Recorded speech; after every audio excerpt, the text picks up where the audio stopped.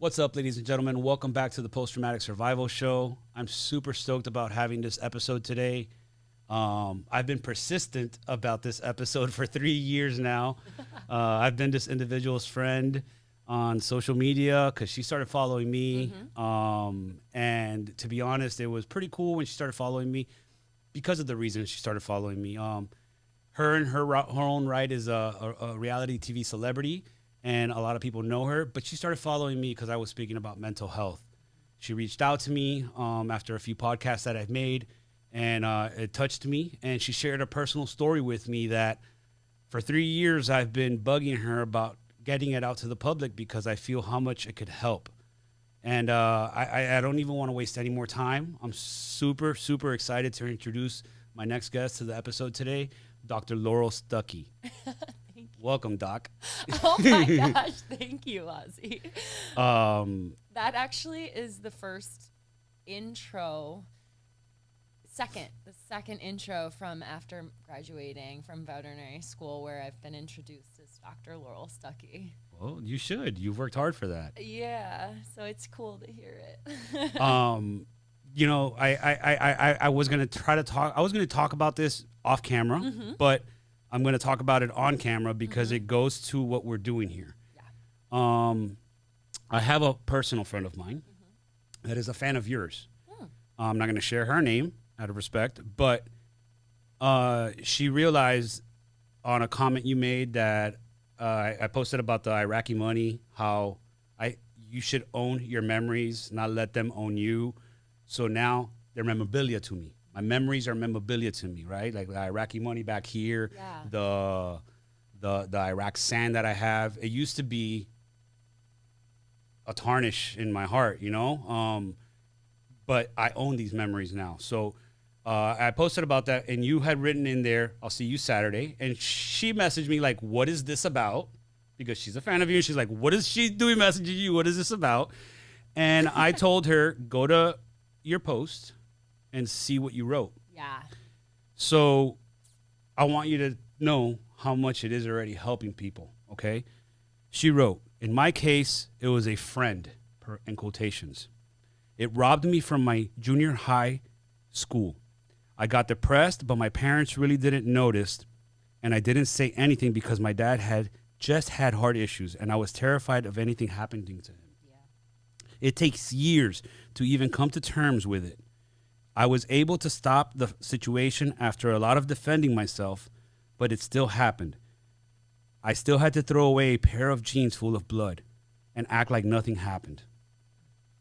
The dean of students at my school is one who had the conversation with my mom and pointed out that me going home and sleeping every day for hours was depression. That's when my mom found out. Months later, it was tough. There are things that day that still affect who I am today at 40. Okay? But I told her, look at her post, and she's like, oh my God, it's so huge that she's going to talk about that. But even that post, I guess she hadn't seen it. Yeah. And this is a girl that I've known for years now, and I never knew this story about her, you know? So that's the big thing that I wrote that day, that I want people to understand they're not alone when they go through trauma, when they go through an experience. And although some of the experiences might be different and happen differently to them, the trauma afterwards and the way you deal with it is very, very much relatable on how our brain and our body deals with it. And that's why I think, more importantly, what we're here to talk about, right? Yeah. So if you're okay with it, I'm going to just go ahead and ask you. You posted that, I think it was September 19th or 18th, something like that. And I'm speaking about the letter that you wrote to the person that took your virginity without your consent. Yeah. I actually wrote a letter while I was in veterinary school on yellow lined paper because I had a notepad, and sometimes things just hit me and I have to write them. One of the questions to get into veterinary school, I talked about how I process information, and for me it takes quite a long time to process certain things. And with this, I feel like I've been processing it since it happened. And, I was just in my room, and thoughts will come to me in overwhelming magnitude. And for me, the way that I get through that is I write it all down without any censorship. And I just had an overwhelming urge to write him a letter.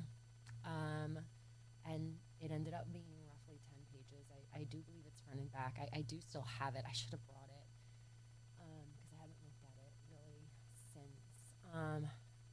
I called my teammate, my volleyball teammate, who was there when it happened. The reason why I was even at the party was because I was a freshman on varsity volleyball, and so all of the girls were older than me, and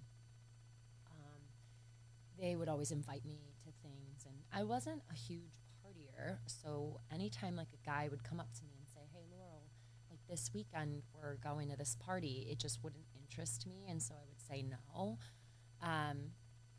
because I just didn't relate to that or want to do those things. But I do remember, I have memories of guys inviting me to like go party, do drugs, drink alcohol, etc. But I was more focused on school and volleyball. That was like, all sports. I swam, I did soccer, but volleyball was the sport that I just really loved. And so, I'd get invited to go to parties, but initially I would not go. But I developed deep relationships with the girls that were older than me, and they were on occasion going to houses and drinking, as you do when you're young. And so I attended one of those parties, and it was interesting because when you don't drink, it's so weird. I feel like people try to get you to drink, like, let's get her drunk, she doesn't ever come out, she doesn't ever, like party, let's see how much, she can drink. Or if you are out at night, even in a club, and you're not drinking, somebody will come up to you and be like, "Here, take this shot." And you're like, "No, thank you." But they're like, "No, do the shot with us. It's very, common thing to happen that I've noticed because, a lot of times I have to fake that I'm drinking when people are out with me. They'll hand me a drink and I have to fake sip it, or they'll hand me a shot and I'll spit it out on the floor. Yeah, it's just because of societal norms. It's like, it's the thing to do. Try to get on my wavelength. Yeah. But people don't realize you could get on that wavelength without that. Exactly. For me, I can hang in an environment where everyone's drinking and doing drugs and still be okay. Sometimes the people who do drugs are quite odd, but you can still be in an environment without doing any of those things. Anyway, also I'm competitive, so there's like that aspect to, like if you're playing beer pong and somebody's like, "Oh, we're gonna beat you," I'm like, "No, you're not," so you get into that competitive mode, so you can end up drinking too much, right? So that night, I was with my teammate, and which makes me feel a little bit more safe, being with somebody who I've known for a really long time, and I think I should not have felt that way, and my instincts were right from the get-go, where you're not really that safe as a woman or a man, drinking and being at a party. Like, you're just not safe in that environment. And I drank too much, and I went downstairs to go to sleep because we were in a house, and I was passed out. I was done for the night, but I was by myself. No one knew that I was down there, and I guess the guy came down, and my memory of it is like opening my eyes. He's on top of me. My pants were already unbuttoned. He had probably already been kissing me, but like the combination of being drunk and asleep, waking up, you're kind of just like, what's happening? And then the next thing you know, like it's happening, and you didn't want that to happen. And I just started uncontrollably crying, and he ran away. And I was in the room by myself, just crying on the carpet, and my teammate came in, and she was like, what happened? Like, why are you crying like that? What happened? And I don't know why I did this, but I didn't tell her what he did. And I'm just crying. And she was like, Laurel, if you cry and go out and back into the party, everybody's going to ask you why you're crying. And in that moment, I feel as if I just shut my emotions off completely, because it was too much for me to handle. Which is normal. I mean, I was doing my research afterwards. Ironically, the VA has a lot of research on sexual assault. Part of it is MST, military sexual trauma. But there's rape trauma syndrome. And within rape trauma syndrome, it's related to post-traumatic stress disorder. And if anybody wants, I'll post where you could get all this information from. This is all through different universities and studies. The major stages of RST, all right, can begin days or weeks after the sexual assault has happened. And these are just some of them. Diminished alertness or hyper alertness, numbness, which talks to what you were just disassociation that you're talking about. There's obsession to wash or clean themselves. Okay. There's confusion about everyday life, where you're questioning everything. There's acute sensitivity to the reaction of other people. Okay. And there's thoughts and increased of risk of suicide, which we'll talk about. But that right there, where you're at a party, this has just happened to you. You haven't vocalized to your teammate what has just happened to you. And you have some sort of numbness right now going on. And all of a sudden, she's telling you, let's go back to the party and don't cry. I think she was trying to give me options, but the way that I heard it was, if you go back out there, everyone's out there, and if you're crying, they're going to ask you. And because I didn't want to talk about it, I wanted to pretend like it didn't happen. So that was my coping mechanism, my initial coping mechanism. I'm going to pretend that this didn't happen. Cool. I'll just forget it. I'll never talk about it. And then it'll be like it didn't happen. And that was the wrong choice. 100%, which this is why we're doing this. This is why I started this podcast. That whole boiling things up, that whole mentality of I'm an island, I'm by myself. It's natural in our position, but in reality, that feeling alone is what drags us into more depression and more anxiety when not properly dealing with our traumas, because we just shut down and we honestly feel like nobody understands us. Nobody can even understand us or anything like that. Or you just don't want to relive the trauma sometimes, So for me, there was an element of it's my fault. 100% my fault. Because if I wasn't incapacitated by alcohol, and if I had known my limit, or if I hadn't had so much, to drink, then I could have stopped it.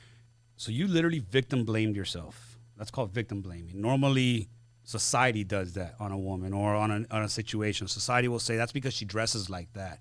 That's because she lets herself drink too much and stuff. But that's victim blaming. Like, there's no reason why that should happen at all.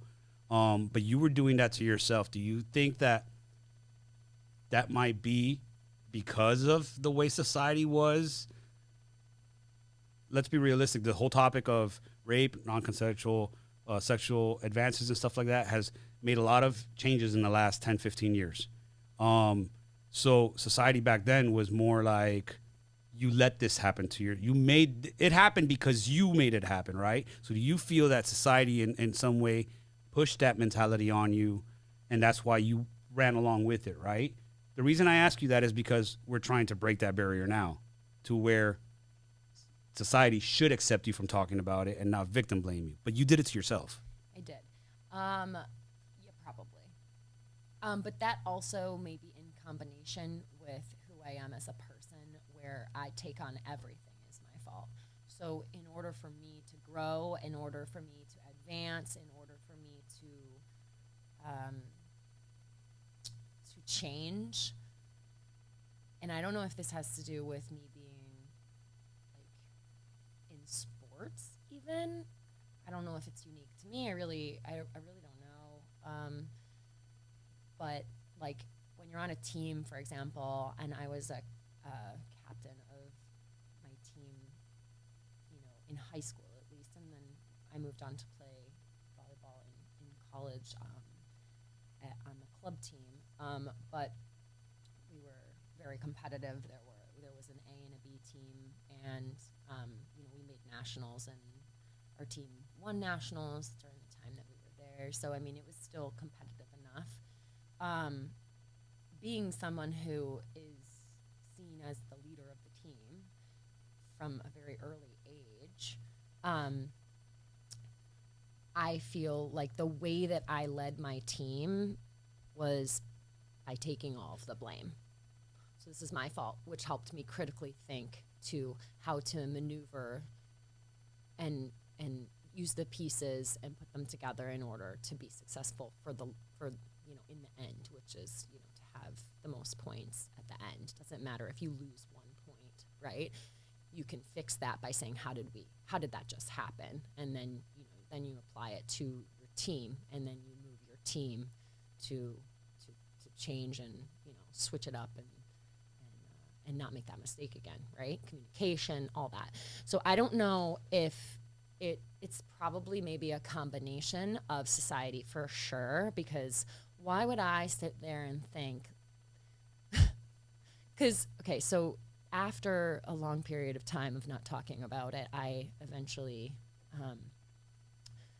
saw a therapist, and I saw many. So for those people out there listening, I went to one therapist in New York City who wasn't in my insurance, and it was too expensive for me to see her, because there's like the appointments are like, I don't know, $250. Like I was like, I'm not going to pay that, but that was the therapist that was recommended by my doctor, because I hit a certain point after many years of not talking about anything. I remember I was walking down the street in New York City, and I was talking to my mom, and my mom just was like, I feel like I've lost my daughter.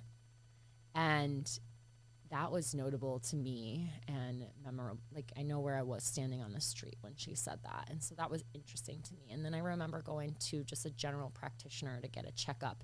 And he said, "Are you okay? Like, how are you feeling?" And I just started crying. And it's crazy. It's crazy you saying this, because and this is why I wanted to start this post-traumatic survival, PTSD. Like it's not just everybody's like, oh, because veterans get PTSD. It's not. It's just it's just a reaction that your brain does to trauma, and all these things you're mentioning are like literally just checking off of that PTSD RTS thing that I'm talking about here. And you're talking about your mom doesn't recognize you. All right, inability to maintain previously close relationships. That's the closest relationship I've ever had. And the same thing happened with me and my mom. That was, I think, almost like the pushing point for me was when me and my wife split up, because of how bad I was dealing with my triggers and my depression, and really what you had done, compartmentalized it, put it away, thought it was okay, and move on. And in reality, it doesn't work that way, because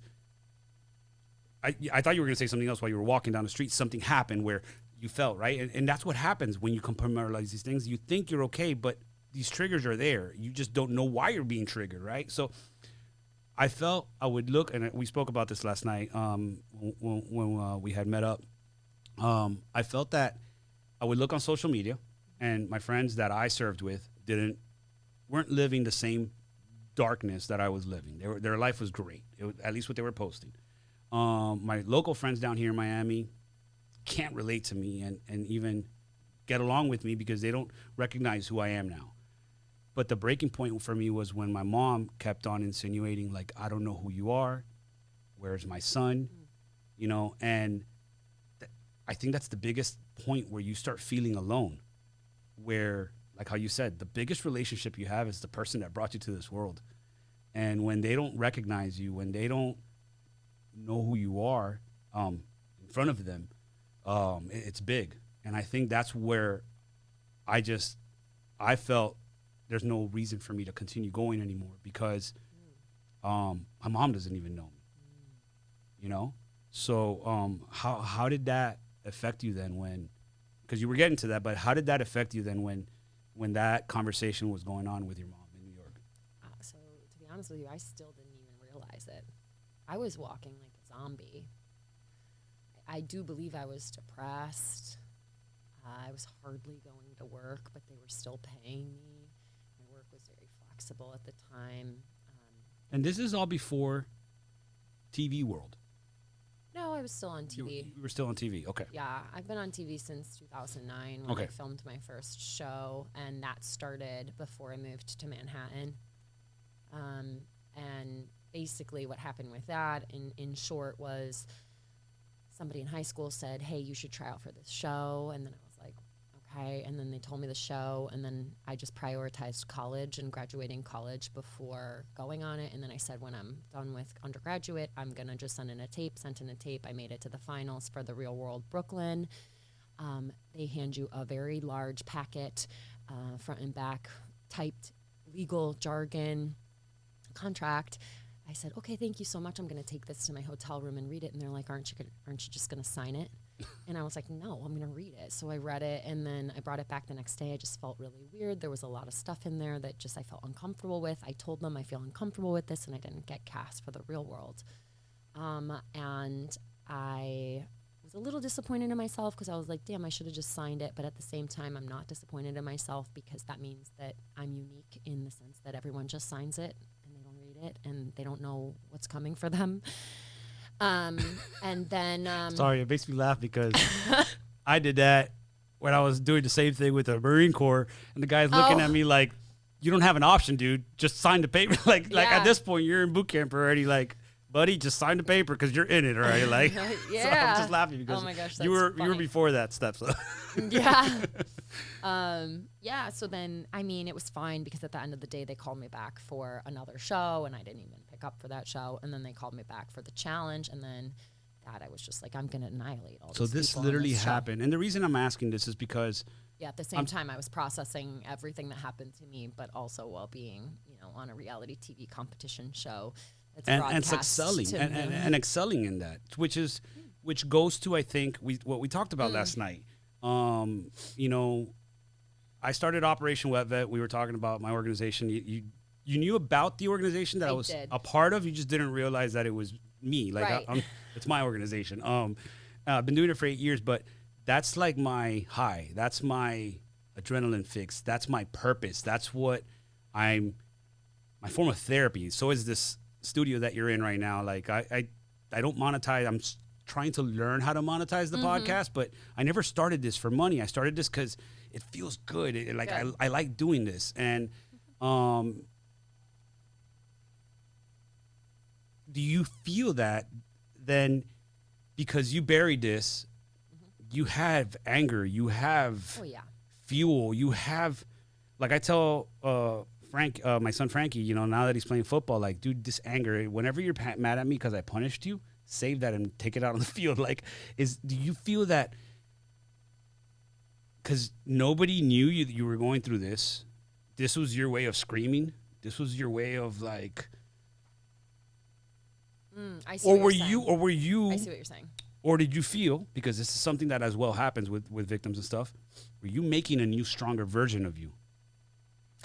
So what I feel like it was reclaiming that I can do anything I put my mind to. So once I won the challenge, because it was just, I was relentless, and I was just hardcore. like But you were dealing with all hardcore- this. Yeah, hardcore on the people that were there, just intolerant of just intolerant of Take any no shit mentality. literally nothing, intolerant of anything that could stop them.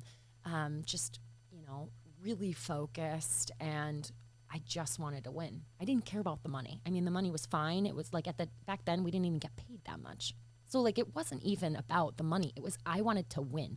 I wanted to beat everyone. I wanted to surmount the mountain that I was battling on the inside without having really identified what that was that I was battling, because I still wasn't in therapy.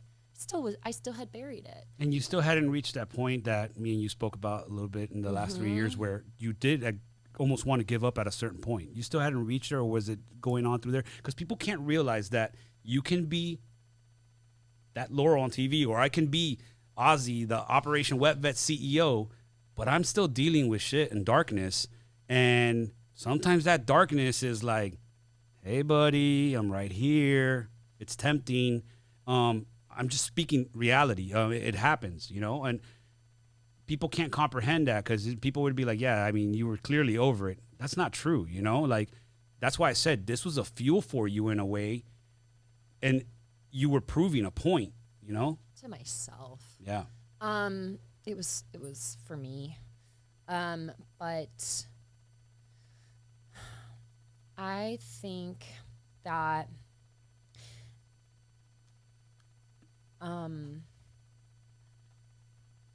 honestly, I think that I wasn't aware the whole time. Like, I just wasn't aware. I didn't know that. Like, I thought therapy was for weak people. I was like, I'm tough. I don't Just the need stigma. therapy. I don't need therapy. I don't need someone to talk to. And I realized those weren't my thoughts. Those were the thoughts of society telling me that when you go to therapy, you're weak. And it's just so dumb. Like, now being who I am now, and, having aged and grown, and I'm not a kid anymore, that's just so not the truth. Anyone can utilize therapy, but you have to find the right therapist for you. And so that was what I was gonna say earlier, was that, for anyone out there who hasn't done therapy, or who, might be thinking about it, it took me like 9 people to find the one that stood me in the face. And because I would challenge the therapists to see if they had knowledge, to see if they would stand up to me, because I am a personality that will and can run over another if they are not also as strong in their voice. Okay, so now that is literally a part of PTSD. That's something we have, okay? When you are in an environment that you feel any sense of doubt in anyone around you, that can cause any failure, which comes from a sports mentality as well, but can cause any failure, any casualty of, and I don't mean like physical casualty, but any casualty to the cause that you're doing right now, all of a sudden control takes over. Okay, control is a major thing with PTSD, which I told you, like, that's why I run my own little studio where I edit my own podcast, I direct my own podcast, because of control, which then falls into the whole thing. Ironically, society and the way that we've been brought up and our mentality, having this control affords you the ability to then say, this is my fault, instead of saying someone did this to me, or this happened to me because someone else. That's the control element. And when you approach a scenario like that without knowing that you actually fiend for control, because in an unstable scenario, it just doesn't make you feel good. You just you get queasy inside. You're like, I don't like this feeling, because I get that wherever I'm at. I just don't like this feeling. All right, I'm taking control. I'm the alpha now. This is what's going on. Yeah. Like, have you ever thought of it that way? Like, No. I mean, I'm still learning, to this day. I think I just started therapy in 2016. okay. Because I ran through, therapists in New York City after I was my doctor, my general practitioner doctor just said, are you okay? Or how are you? And I just burst out crying, and then he was the first or one of the first to suggest maybe you should go see this person. So then I did. She was out of my insurance, and then that just, life moved on, and I didn't seek it out. And then I think it really slapped me in the face when my friend DM Brown, who she was aside from a bartender at the Boom Boom Room, the rooftop at the Standard Hotel, I had casually mentioned that it happened to me, and he said, that's not right. That was the first time that I was starting to think, okay, maybe it isn't maybe that isn't okay what happened. Right. And the first person that I decided to tell was DM, and she's on the show with me, and so then we became friends, close friends, living in New York City. And then she passed away from ovarian cancer, and so I was there with her as she was declining and turning into a skeleton. It's a horrible disease. My grandma passed away from that. Yeah. Hopefully that's not too graphic, but that in and of itself, I'd never experienced that. And then just listening to her tell me her fears about death, and she's such a strong woman. She is a strong woman, and she shared some things with me that I didn't have any answers to. So then she passed away, and then I broke up with my boyfriend at the time, who was Jordan Wisely, who I had met on Free Agents on the show. And so I had just broken up with my boyfriend. My friend had just passed away from cancer. I had already been told by my doctor that I should see a therapist, but I didn't. And I basically... How do you not shut down from that? How does not a person not just hermit crab?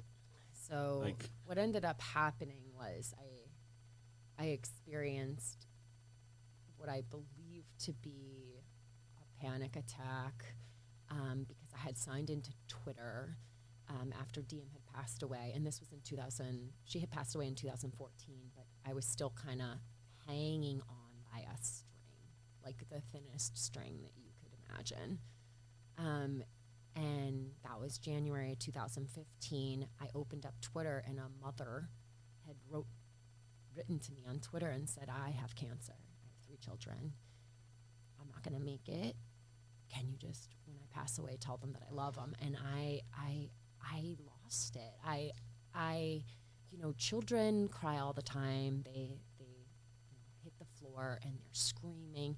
But as an adult, to experience crying in that magnitude and capacity, but also not be able to control it, which is interesting that you speak about control. I was unable to control it, and I was scared. So I knocked on my neighbor's door, and she saw that I was in the state that I was in, and I basically, she took me in, she gave me water, and she was going to, help me. And I was like, call the cops. Call the cops, because I took the water and I started to aspirate the water, which means the water went down my windpipe instead of my esophagus. And that just made everything worse. It made everything worse. It just made me more scared. And I, at the time, my grandfather was an officer in New York City. He had passed away long prior to this, but I have fond memories of police officers and New York State troopers and just the police department, because my grandfather. And so I thought they would help me. So I told my neighbor, call the cops. And she was like, no, I'm not going to do that. And that's a whole other story. Yeah. But that was the moment where I couldn't control myself anymore. And that was the moment that launched me leaving New York City, that launched me seeking some peace, that launched me finding a therapist. Like I said, I ran through them. Like, I would sit there and I would kind of push them a little bit, like, if I press you, are you just going to lay down, or are you going to come back at me, and also with that same strength? Which is crazy, because that's literally, you're testing them in a way to see if they're really receptive to you screaming for help. because that's what you're doing when you're putting up that wall, testing them, all that stuff. You're in a way screaming for help, right? And it's what you say. Some will just be like, yeah, whatever. This one's not worth my money right now. This one's not worth my time. And and that's the feeling you get as I kept patient. leaving. Yeah. I kept leaving them. I was like, nope. No to this one. Like, no dude, to this you picked one. this job. I didn't tell you to pick this job. Why does it make you feel like you don't want to hear me? And that's the feeling you get with certain therapists. I get you. I therapist surfed as well too. I went all over the place. I just didn't. Yeah, I didn't like it. I didn't like the way I was being treated, which is tough as well in the VA because of it's just one building where we get our help. But it's crucial. It's crucial to find the right person that will listen to you. It is. But then. And I think the important part about listening to you is not to tell you you're messed up, because I talk about this all the time when I talk about mental health now. My goal isn't to victimize people. I don't want you to listen to this podcast and say, oh my God, that's me. I have PTSD. That's not what I want. Now you're a victim. I want you to listen to this podcast and say, oh my God, I react. I have that same relationship with my mom. Something happened. Or I react in a certain situation with control, this and that. Maybe I have PTSD. Let me educate myself and some more now. That's the purpose behind this. I don't want people to be a victim, because I think once you become a victim, you start going into the array of medication. I really don't believe there's a certain medication for mental health, because it's your body levels. You need to figure your body levels out. A pill's not going to do that for you.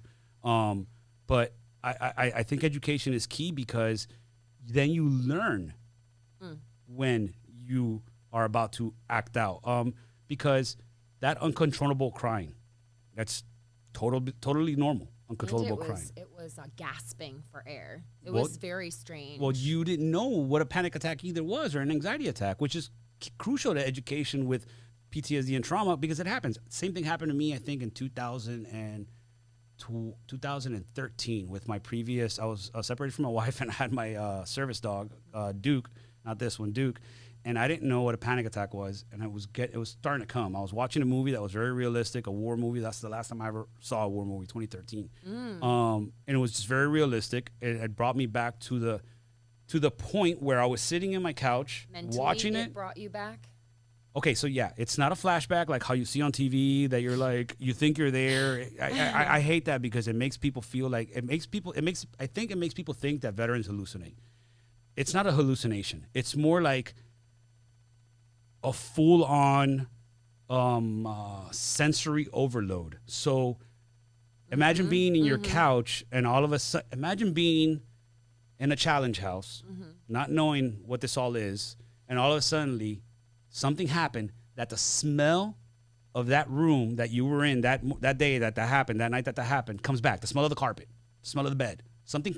I don't remember any smells, but yeah, I okay, understand but you what you're get what saying. I'm saying? Yeah, so that you're like, get, how did that happen? So that I got goosebumps, because I saw the movie, and I swear I could smell Iraq, and I stood up because I was like, oh fuck, I'm overwhelmed. Okay. I felt the numbing in my ears where it was getting clogged. Was it ringing? It was not ringing yet, but it was like muffled. I tell people it was muffled, and then I felt my heart was gonna just go through my chest. Was it pumping against your? Yes, like I felt like my rib cage was going. Yes. And then I'm like, oh, I need water. I stood up, fighting it. Did you pass out? Passed out. Yeah. I wake up to Duke licking my face. Ironically, he had alerted me, which we'll go into the conversation about. You had a ton of questions about service dogs for me.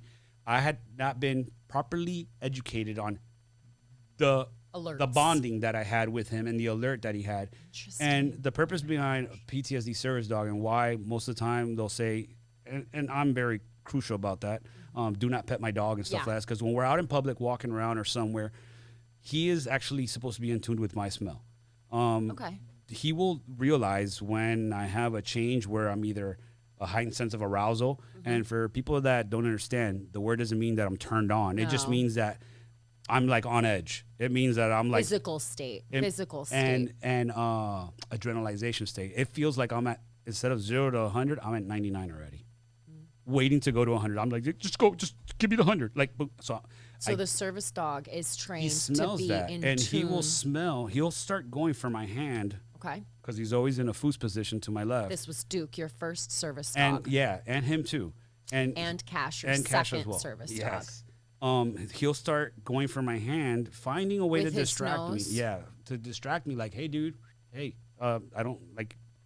You don't need to be this way. So you said Pet you me. were not properly educated on service Yeah, dogs, when- but you had a service dog. When I first got that dog, it was, which goes into education on when you're getting your service dog, make sure you're vetting these people. It was through a place that it was more like, here's a dog, and we just got donations for this dog, and we'll say that we gave you a dog. I got a rescue dog. Okay. On top of that, I had a Belgian Malinois, which is not recommended for PTSD because a Belgian Malinois has no off switch. They're just work. They were designed, bred in Belgium to work. That's what they were bred to do. And this dog, in PTSD, sometimes you just want to shut down and you want to lay down and Rest. have someone with you, rest. Yes, you know what I'm saying? Because it does. Life feels exhausting. It feels like you're going through everything that you're going through. And it's exhausting because of, I could just use your example, at least of what I'm thinking and what I'm seeing. You're an individual that's gone through trauma, and now you're on a public stage. It has to be exhausting to almost not show that pain or anything you've went through because you're, once again, this is why we're here having this conversation, right? Like, I want people to understand not who you were on TV, but understand that while you were there, you were going through this personal turmoil that you did not even understand how to address it. No, I couldn't address it. I couldn't. You I couldn't, didn't and have you the couldn't either. capacity to address it. It was too much. It was overwhelming, and I thought I would just bury it for the rest of my life. That's what I thought. I thought I will just bury this for the rest of my life and just pretend that it didn't happen. But life brought me to a point that said you can't bury that. You have to address it. You have to think about it. You have to process it. You have to work with it. But it brought you to it. Life brought you to that point. You made that decision, right? No. No, somebody made it for you? No. I guess what I'm trying to get to is I made this. the decision, but I'm not ready to talk about why or how. That's fine, but what I'm trying to get at is... In essence, no. In essence, no, I did not decide for myself. It was forced upon me, but not in the way that you would think something is forced upon you. It almost was the circumstances that followed after that panic attack. The best thing that came out of those circumstances, which I will talk about at some point, but listen, I got enough. I will talk about that at some point, but those circumstances then showed me, fine, I'll go to therapy. So ultimately, you still made the decision, though, which is what I'm trying to get at is the listener, we are the ones that have to make the decision. Yeah. That, okay, fine, whether it's, Fine. but still, saying that is acceptance. It's saying, okay, you're right. And by that, once again, is allowing you to be in the position saying, fine, I'll listen to this. So you eventually, circumstances led you to the point where you had to make a decision, which is the same thing for me. I got to the point where I was suicidal. I got to the point where listen, we talked about this, about the adrenaline that you're trying to reach with PTSD and stuff like that. In my case, military career, I talk about that you're trained, and this happens to first responders, that you're trained. Who's trained? We are. We're trained to the like armed forces. Yeah, like the military, are first trained. responders. Yeah, the women and men of the armed forces are trained in what way? I'm saying that we're trained to like kick a door down, let's say, right? You know? And when we kick that door down, as we're doing that, I was telling you last night, we're already adrenalized. We're like, all right, cool. A normal adrenaline junkie, the person that jumps out the plane and just does things for adrenaline, that's what they're looking for. That fix, okay? That adrenaline fix. Boop, got it. All right. But all of a sudden, when you kick that door down in real life, not practicing anymore, and everybody survived, even maybe some shots were fired, but everybody on your team is good. Yeah. You just got another dopamine reward while you were 100% adrenalized already. So you got like this super duper reward that you're never going to find ever again.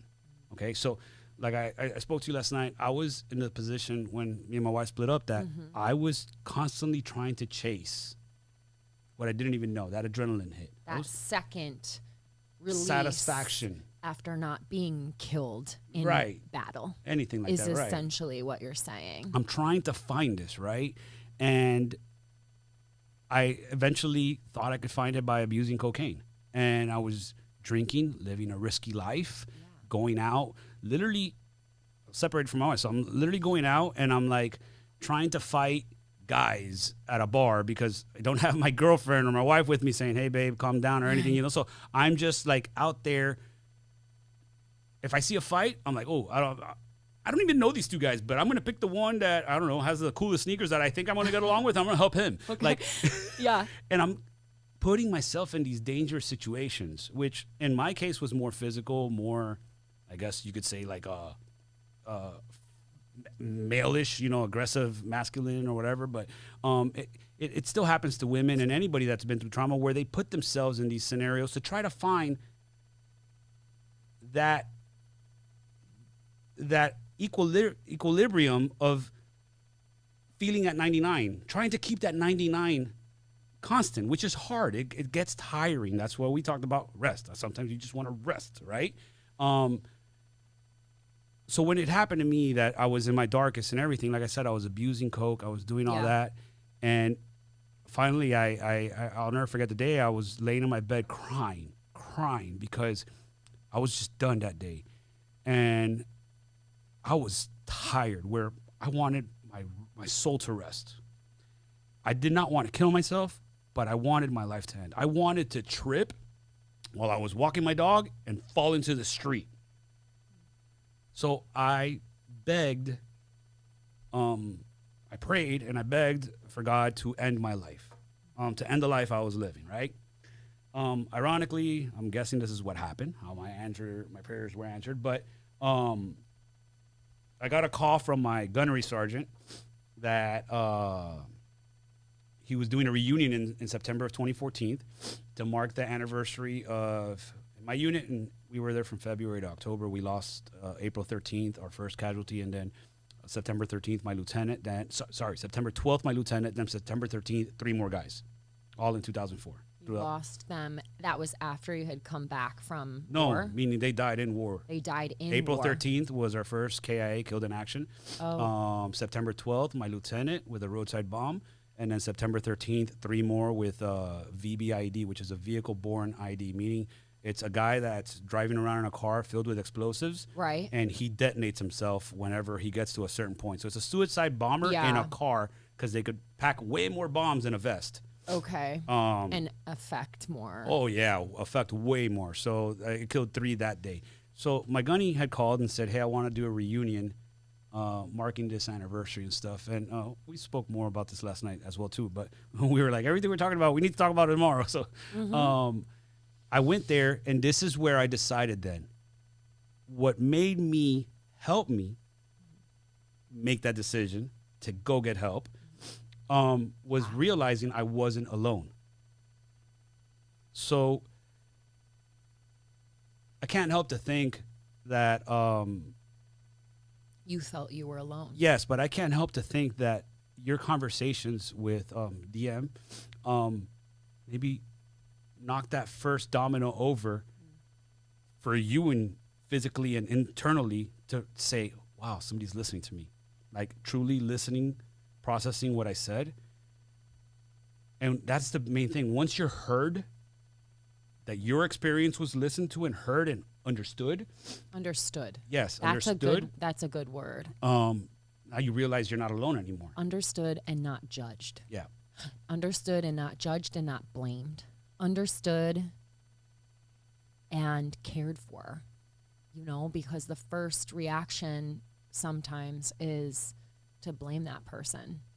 The first reaction of somebody else is to say, well, that's your fault, Yeah, you put yourself in that situation. So you have to be careful with who you tell. I mean, which goes to more to like how I was. I would be at a bar sometimes when people this is before my dogs. So like I would be at the bar, and I used to be that guy that you could tell he's a Marine because he had something that said Semper Fi, Yeah. something, do or die, like something, you know. So conversations would strike up. Yeah. And then you go and say, you know, like I have these feelings or I get sad or something like that, and people are like, what the fuck?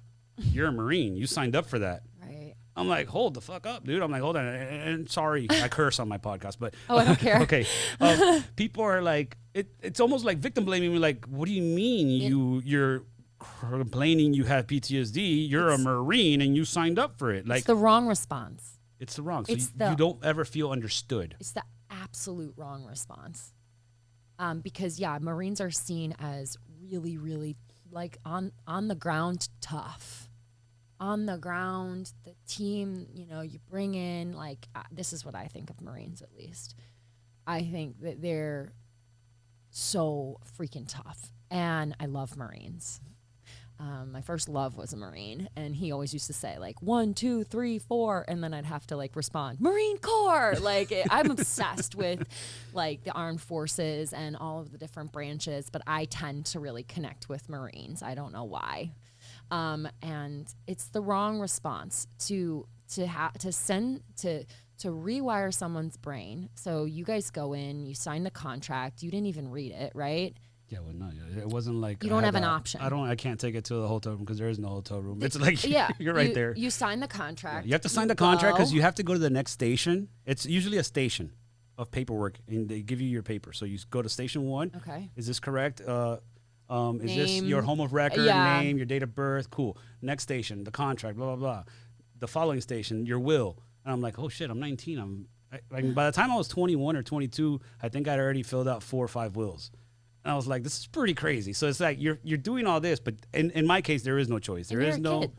You were Some a of us kid. were. I was 21 in boot camp. I turned 21 the first day of the Crucible in boot camp because I joined after September 11th. I wanted to join the Marine Corps, so I felt that me being Call. the son of immigrants, especially Cuban. If anybody knows Cubans, you hear about what they've gone through communism the last 60 years.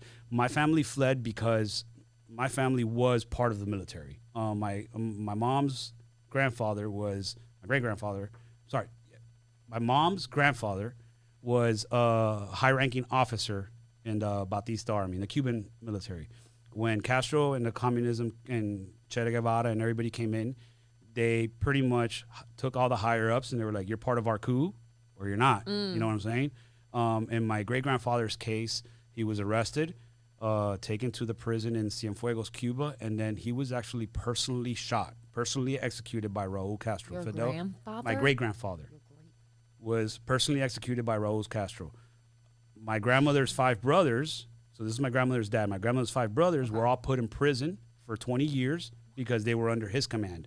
So they're like, you're not part of the communism movement, you're our enemy, and they were political prisoners until the 80s.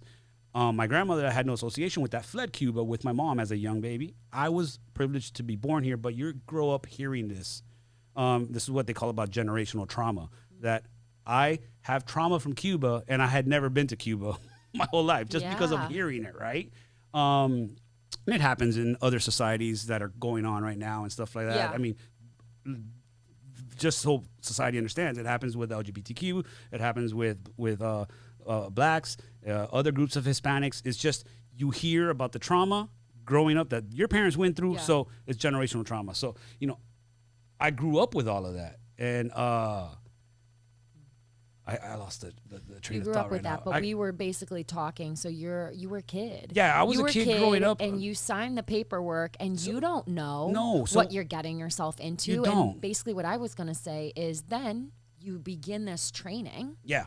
That you are the intent of the training, from what I know, is to rewire you completely, break you down to 0, and then build you back up from 0 with the values, the core values of whatever branch of the military you're in. This is what I know of it. Yeah, in the Marine Corps, that you get there's guys that show up with long hair, short hair. Everybody gets shaved. Gone. Goodbye. You are no longer you. You are then a part of whatever branch you're in, and you are just Well, in the Marine Corps case, to be honest, you're scum.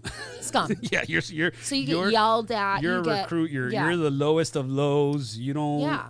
And that'll break anybody. That could break anyone. And then you overcome that. You make it through the training, and then they train you for war and killing and fighting. From the beginning, it's kill. Your answer to everything is like, all right, you guys ready to eat? Kill. Like, so for the beginning, it's obviously it.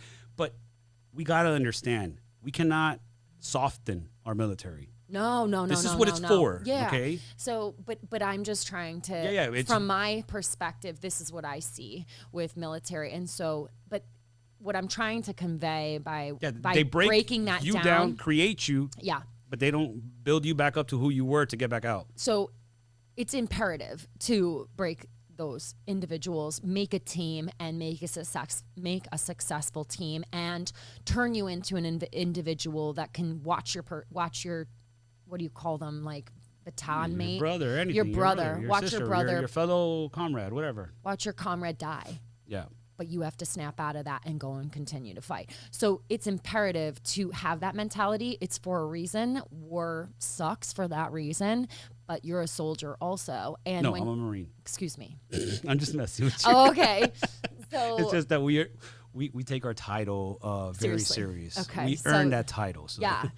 So on a broader, like speaking your point is what your service. Member. You're part of the military. Yeah. But then.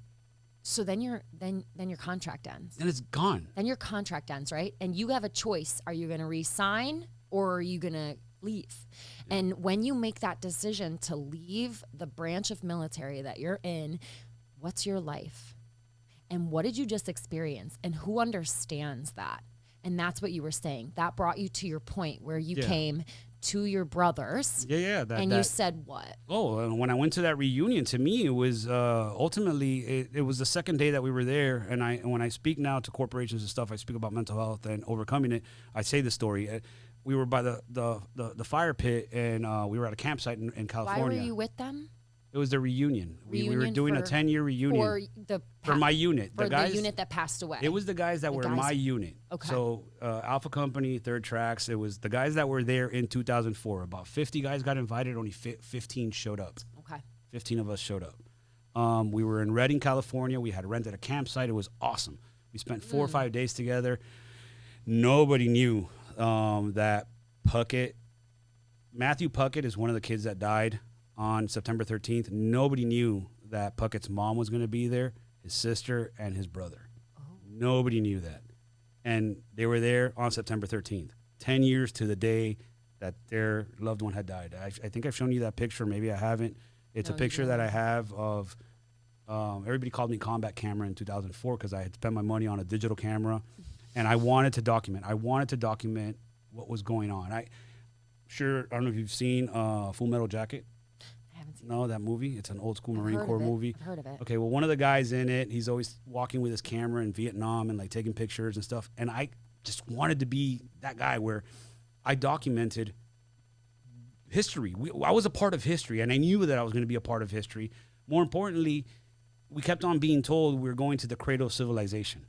In my mind, I wasn't fighting necessarily a war. The cradle of civilization. Well, I mean, Mesopotamia is the cradle of civilization. Society supposedly we all came from there, from that whole entire area. That's where, everything is. It comes from Mesopotamia. You kept on being told that you were going to the cradle. Well, because you hear about it. Who told you that? When you were preparing for this, we're like going to Iraq, this and that, and then you're learning about the history of Iraq because you have to learn about where you're going.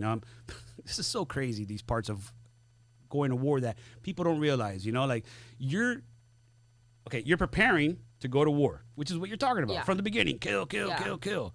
Now we're about maybe a month before we leave to Iraq. Yeah. And we're being given these pamphlets and these paperwork about the history of the area that we're in. Okay. The culture, the society, which now it's so crazy. I laugh about it, but I laugh because of the hypocrisy about it. Like, I'm going to war in your country, but I'm learning about what might offend you. You get what I'm saying? Like, now it hits me like, holy shit, dude, you were part of this, and I'm not ragging on my country. It's just the reality of war, the ugliness of War. it. Yeah. the You look ugliness at it of and war. you're like, I'm training for war, but at the same time, I'm being given a pamphlet and being told, do not show the bottom of your feet because that's offensive in Iraq. Got you. Yeah. Okay, but at that point in time, I didn't think about it. Now I struggle with it. Okay, but wasn't me in their country for 8 months offensive as well too? You get what I'm saying? Now I understand their anger towards us, towards me.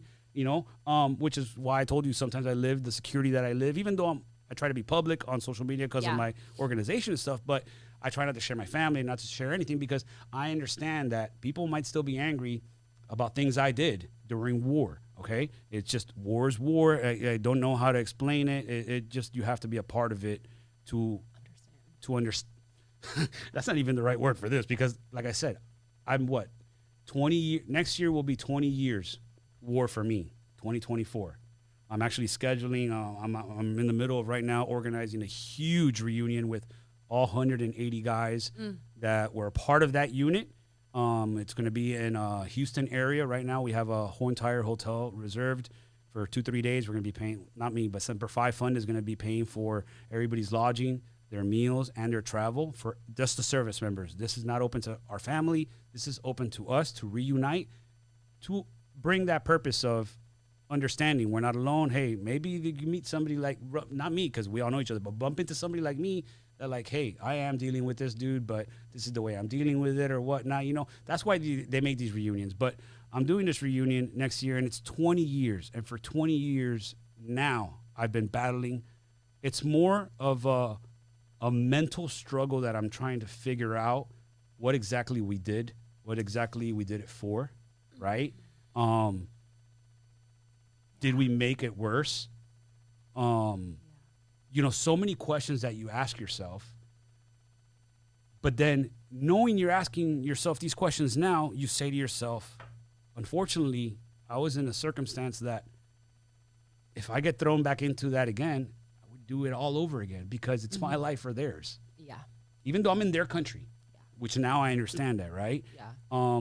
So I struggle with that internally, not just, which I want people to understand that that's more of a PTSD of a military type or even law enforcement or something where you question the job that gave you PTSD, but you question the actions you did. You question the things you did in that, and that affects you with the trauma that you experienced while you were doing all of that. So I'm experiencing the trauma, but I'm also experiencing the processing of, did I even do it for a right reason? Which I feel it did, you know what I'm saying? But and you could ask that to any generation of veterans, you know? I mean, Vietnam veterans got the wrath of it when they came back home. So, you know, it just goes to that once again, now the word understand for me in this situation just doesn't, I still can't even understand sometimes why, but I think that has to go with the control aspect where I want to even try to control what I did, and I can't. You cannot control the past. You can't. And I realize that letting go sometimes is not letting go necessarily of a memory that you wanted to fade away and forget, but it's letting go more of the feeling that memory gives you. The burden, the weight you carry, yes. Letting go of that. You know what? It happened. Okay. But I'm not carrying this pack anymore. Yeah, don't carry that. You know, Yeah, which that's a monumental thing to learn, to let go. I just recently have come to terms with letting go. And so almost 10 years. No, more than 10 years. You said this happened 2009 era, 2000. No, it happened before then. I started the shows in 2009. Okay, so this happened before then. Yeah. So almost 20 years like me. I was 21, I believe. Okay. Yeah, So yeah, 21. same thing. About hitting so 17 years ago. 17, 20, close to 20 years is what I'm saying. It's just like you've been carrying a pack for 20 or close to 15 years, and you're telling me that now is when you learned to let go. Yeah, and some people never got there, and I can't speak on suicide because I have never committed suicide, but I can only imagine the burden of weight that sits on the people's backs of those who think about committing suicide that brings them to a point where they think that they can't carry it anymore. And so the best way to not carry it is to end everything. And that is hard for me to think about because there's so many beautiful, beautiful, beautiful people in the world that get to that point. Yep. And they shouldn't get there. So. And I think they get there because of something important that you said earlier. You were able to find someone to understand you. I was able to find someone to understand me and make me feel normal again. So you felt normal again after at you that reunion. spoke to your. Yes. So at that reunion. So tell me, because did we talk about? We spoke about it last night, but when at that reunion on that second day, clearly that first day was pure intoxication. Everybody was drunk. I haven't seen you in 10 years. What's up? Yeah. So I mean, I swear to you, I'll show you the pictures afterwards. But I picked up my role again, showed up with a digital camera. Everybody's like, "You're gonna start taking pictures again?" I'm like, "Yeah." So it was like I was documenting this whole reunion of 10 years, and I remember in that first night, like I said, it's total intoxication. There's like a picture of all of us at the bar, and I think 3 of us don't even have our shirts on, and we're like, "What's up?" Like the total, like what you can imagine. I love it. Yeah. So second night though, we're all there. Some of the wives are there with their guys. I wasn't. Me and Lisa were still separated, and Lisa's your wife. yeah, me and Lisa were still separated, and I asked right there, like I kind of saw an opening where people stopped. It was more like, "Hey, bro, you remember?" And it's part of PTSD where, for me, I suppressed. I say from 2002 to 2006. That whole 4 years for me was a whole suppression. I just closed it off because I didn't. So there was so many traumatic events that I didn't want. I couldn't just compartmentalize one. I compartmentalized the Marine Corps, and tried to just separate myself from it when I came back to Miami, and became a civilian again. Tried to become a civilian again, and I asked the question, and I was like. Because like I said, everybody was like, "Hey, remember," and it got quiet. And I was like, "Hey, does anybody here just want to just end it all, kill themselves?" And this is the part where I try to break the ice. After when I'm publicly speaking, that I say this, and it's so dark, the conversation, I say, like, it got so quiet you could hear a cricket fart. Like, it was just like, "Ooh, that was such an awkward Not question. a You should not have asked that, Oz, because we're out in a camping site, and all of a sudden you're just like." You hear the one cricket alone, like. So I asked it again, and I was like, "Does anybody here just want to end it all?" And O'Malley, PJ, was like, "Hey, Martini, I know what my barrel tastes like," and I was like, "This is what I compare it to." I say that I always felt like at that point I didn't know, but I always felt I had an elephant sitting on my chest and on my back. And all of a sudden, they both got up, and I went, like my lungs could expand, and I could breathe. And I was like, "Oh my God, I'm not alone. Dude understands me." Even though so many questions then came in at that same second, like, why the fuck are you posting on Facebook? Your life is your perfect. life, or maybe you're not, but you're trying to highlight me and my daughter, me and my, in his case, me, my daughter, my wife, whatever, like highlight what makes you happy when in reality you're struggling too, right? And I didn't know this. That was like I said, my biggest thing was when my mom said, "I don't recognize you anymore." But to me they were my last hope, the guys I had served with. And I would go on Facebook, all right? I would go on Facebook and see, hoping that these guys were crying like me at 2:30 in the afternoon on September 12, 2012, just because it's the anniversary, right? Mm-hmm. And I'm looking through pictures. It's what I'm doing, But instead, they're not doing that. Nobody's posting that. And I felt alone. I felt alone because I felt, damn, what are the chances that I go to war with 200 guys and not a single one of them is feeling the same way as yeah. well. So at that point in time, I did not. It was so crazy. I came back home and I was like, I called Lisa and I was like, "You need to go to therapy with me because I had a breakthrough. I know it sounds crazy, but I'm not healed." I go, "But I know what to do now to get help. I know what to do to get fixed. And we're not divorced. We've been separated for 2.5 years. So you either are going to go to therapy with me or we're getting divorced. It was funny because she was like, oh, we need to start dating. And I'm like, we are married. We have a kid that's 3 years old. I'm not going to date you. I'm like, we're going to get back together and we're going to make this marriage work. So that's what we did, right? Okay. That was November of 2014. We got back together while I'm fishing with my best friend. Is when Operation Wet Vet came about, because I was like, right after that, I wanted so bad to start a nonprofit organization where I could fly guys and make a reunion at a campsite in Miami. The same type of reunion that you experienced that gave you that breakthrough, that made you feel that you weren't alone anymore. Yes. Now, while we were there in California, it's when it started bringing into me, right? And I even asked, I saw there was a for sale sign at the campsite we were at. Sorry, I moved my hands a lot. That's okay. There was a for sale sign at the campsite we were at in Redding, California.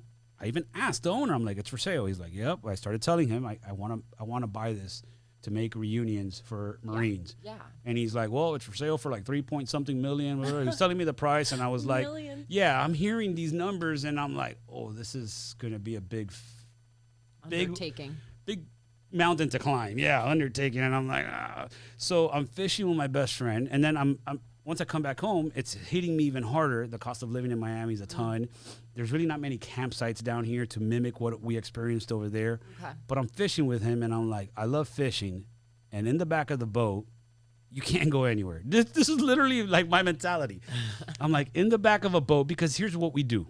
And this, maybe you did it. Anybody that's been through trauma, when anybody at the point in time where you're not ready to face them or you're not accepting of your triggers and stuff, you just don't want to hear it. You don't want to hear other people's stuff, and you get up as soon as it starts talking and you walk away.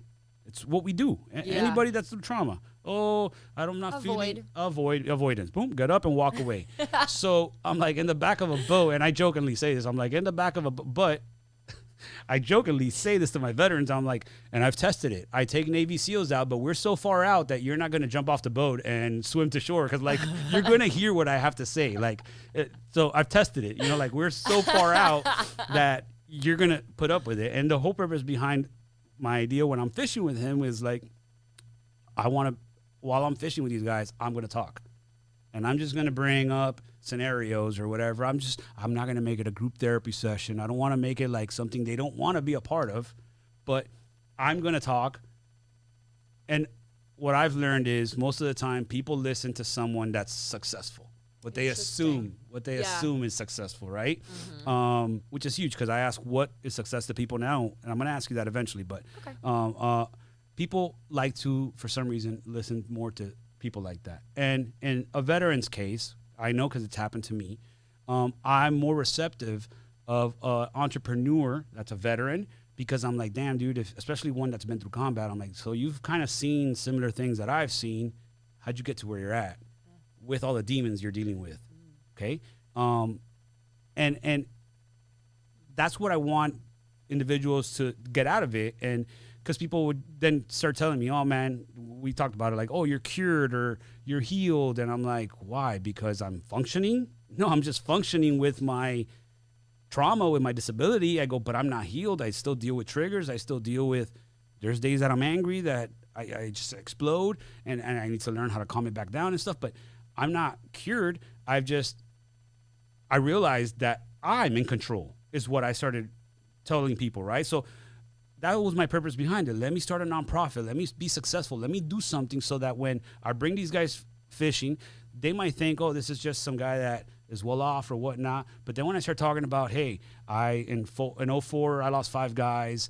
You know, I have thought about committing suicide. I'm a combat vet as well, this and that. Then people are like, whoa, hold on, dude. So they start questioning, how'd you get to, and that's usually what I get. Like, how are you doing what you're doing with the darkness that you say you have, right? Which was something that I've always asked something that I've always wanted to like ask you, which we were kind of brushed on, where how did you deal with that being on TV and stuff? But it's kind of like, so I just never let anyone access me emotionally. Yeah. Ever. I didn't talk about anything about me. I didn't ever share anything about me. People called me a robot on that show. I had really like a lot of interpersonal conflict because people didn't understand me. I didn't relate to them. I had no interest. I was a lone soldier, alone. I don't even know what else to call it. I was fine. You were an island. You were an island. Yeah, I was on an island. The only person that actually I felt understood me was a girl named Nani Gonzalez. Okay. And she could tell that there was something going on internally, and she was the only person that didn't speak poorly about me. Everyone else said that they hated me. I was a bitch. I was this. And I mean, the way that reality TV is made is that your character is built upon what you do and what you say, but then what everyone else in the house says about you. And that's the social component to it. So there's been such a misrepresentation of who I am throughout these years because I never let anyone access me. So they hated me. They hated me for beating them, which, yeah, I'm going to beat you. But they also hated me for not opening up to them, for not being accessible to them, for not talking to them. I kept to myself. And that was the only way that I could process it until I got my win. And then I started to open up a little bit more. And then I started to say, because what the win from free agents did for me was it told me and physically proved to me that I can do anything with resiliency, with persistence, with determination, internal determination. And it showed me that I know no matter what obstacles I have to overcome, second place, second place, second place, if I persist, if I continue despite failing, because to me, the first 3 shows that I did, I failed. Second place to me was failing.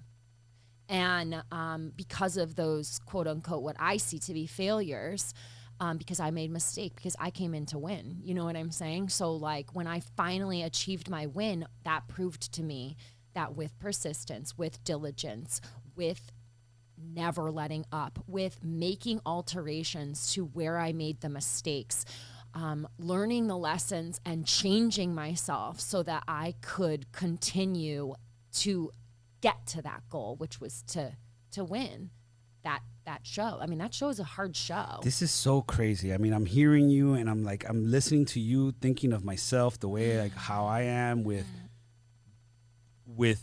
starting a podcast or anything that I try to do, I try to win at it, right? and then literally I try to beat it into the ground, right? Yeah. But then it makes me sit here and question and say, and why did I struggle so much emotionally with myself? Where the fuck is that fight to getting better, to learning, to educating yourself? So we want to win so much, right? Then why are we so scared of competing against ourselves and opening up those doors or whatever that maybe we've shut down, but they're still holding us down, those packs? So I'll speak for myself. Yeah. I mean, I just couldn't. I couldn't address that emotional. Like now I'm starting to address it. But I had to, for me, I'm speaking for myself. For me, I had to prove to myself that I can do anything. Aside from, I won $125,000. I think I've at this point banked $201,000, you know, and at one point I was the highest female earner on the show. You know, obviously that was long ago when I had just started. I mean, I banked So money. You were proving things to yourself. But it wasn't about the money for me. So yes, while I was banking money, it wasn't about that for me. For me, it was about proving to myself that I can do anything, because the next mountain that I was going to face was the emotional mountain. And that was the hardest one. And that has been the most challenging. It has been the most volatile. And what I say by volatile, when I say volatile, I mean fluctuant. I mean one that goes like this. Oh, you're okay. Oh, you're real people bad. Don't realize Oh, it's a you're roller coaster. okay. Oh, you're really bad. Oh, you're okay. And what my goal has been since opening up about who I am as an individual has been to moderate those fluctuations. Everyone in life, every single person, debate me if you disagree, every single person goes through a low and a high. Mm-hmm. My lows and my highs were very extreme. But yes, that's what happens to us. And now you want a speed bump. And you don't so want the extremeness. I want a moderate. Correct. You know, like just a little wave, you know, like, today's kind of a bad day. I could never understand that when people wanted to talk about their day. I'm like, fuck a day. What are you talking about, a day? You know what I mean? Like, I can't focus on a day. I'm focusing on this thing that I don't even, like, I can't even explain it, I guess.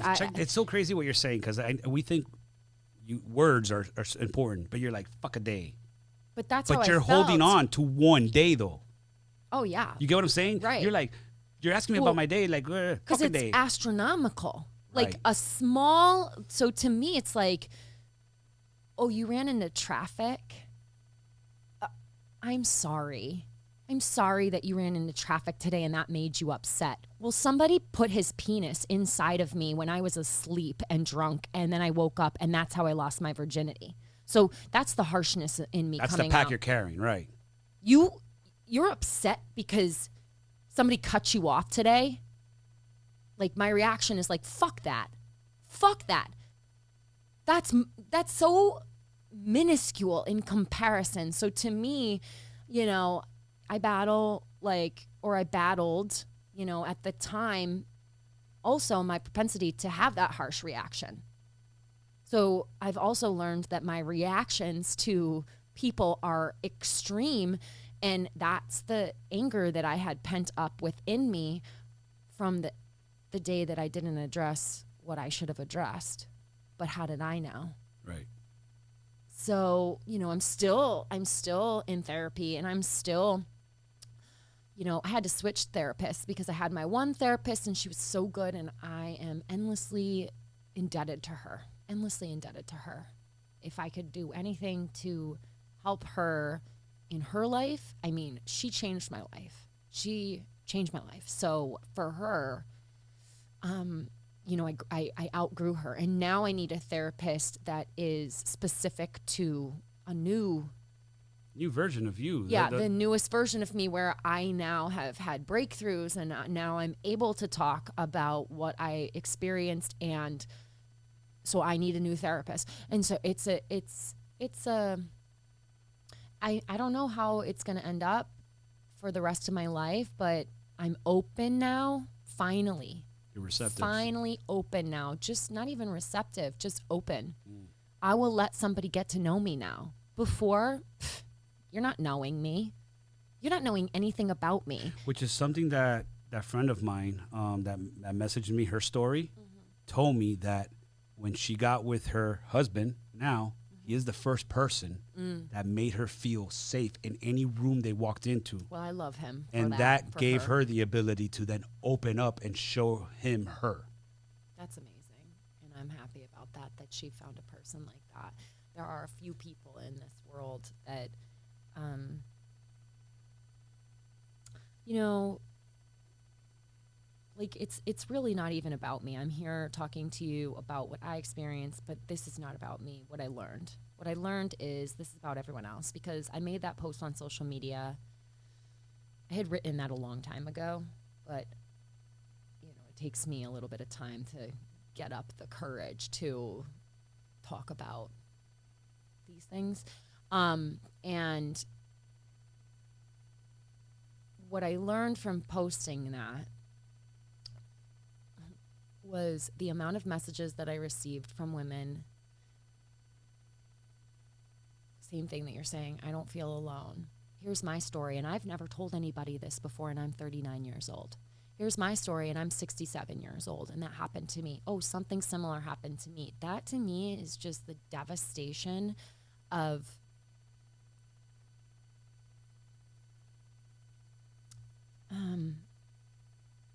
me posting my story, because I'm one person. And so those people feel comfortable enough sharing with me. And I want to say thank you to everyone who wrote under the post. For me, when I post something of that magnitude, I sign out of Instagram for weeks. or I sign out of reading I don't read the comments because then that makes it overwhelming for me. But, I do have the intention of speaking to those people, responding to those people. On your terms, in a way. That sounds selfish when I say No. on my terms, but just with time. Like, and I felt so thankful that they would feel comfortable enough to share that under a post publicly. I read some of the comments and they were saying, this is the first time I've ever said this. And, coincidentally, doing these television shows has maybe expedited my growth. And on one of the shows I was on, there was a girl, and her name was Georgia Steele, and she's lovely, a lovely, lovely individual. She's from Britain or the UK. I don't know the proper way to say it. And I loved being in her presence because, she would always be like, Laurel, you want me to make you a cup of tea? Or however, I don't have a very good British accent. And I'd be like, yeah. And she's just so kind, so nice. And one of the things that she told me that I'm going to hopefully, whoever listens to this, if anybody, that she said to me, a problem shared is a problem halved. So when you have a problem and you share it, you half it. And then you half it for you and you half it for the other person hearing it. And then when you gain enough courage, then if you haven't shared your story to share your problem with somebody, then you half it for you even more. So you half a half. And the more halving you do, the easier the burden. So break it down. And so, that's why it's so important for me to now be open and share, because not only am I having my problem, I hope that I'm having other people's problems, and that those who relate to me are kind of like me, I assume, and that, I guess, is the most important thing to me now. Less about me, because this has been years that I've been addressing this, years in silence. I'm not telling anybody. Nobody knows except for my mom, my dad, and I'm trying to think, like, maybe Jordan Wisely. and yeah, so it's taken me years to get here. And so for somebody who, reads my posts on social media and thinks, wow, she's so strong, I always say the same thing too. What you see in someone else, you already possess. Yep. But you just have to access it. You just have to get there.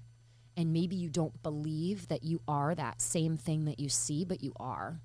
It's in you. It is in you, because you wouldn't see it if it's already in you. That's exactly what I was about to say right now. You wouldn't understand what you're seeing if you don't understand it, if you can't comprehend it. So if you could comprehend it, it means that you could access it. Yeah. So my message to those who write to me and say you're so strong, or say you're a badass, or say whatever the adjective they use to describe me, you are also that.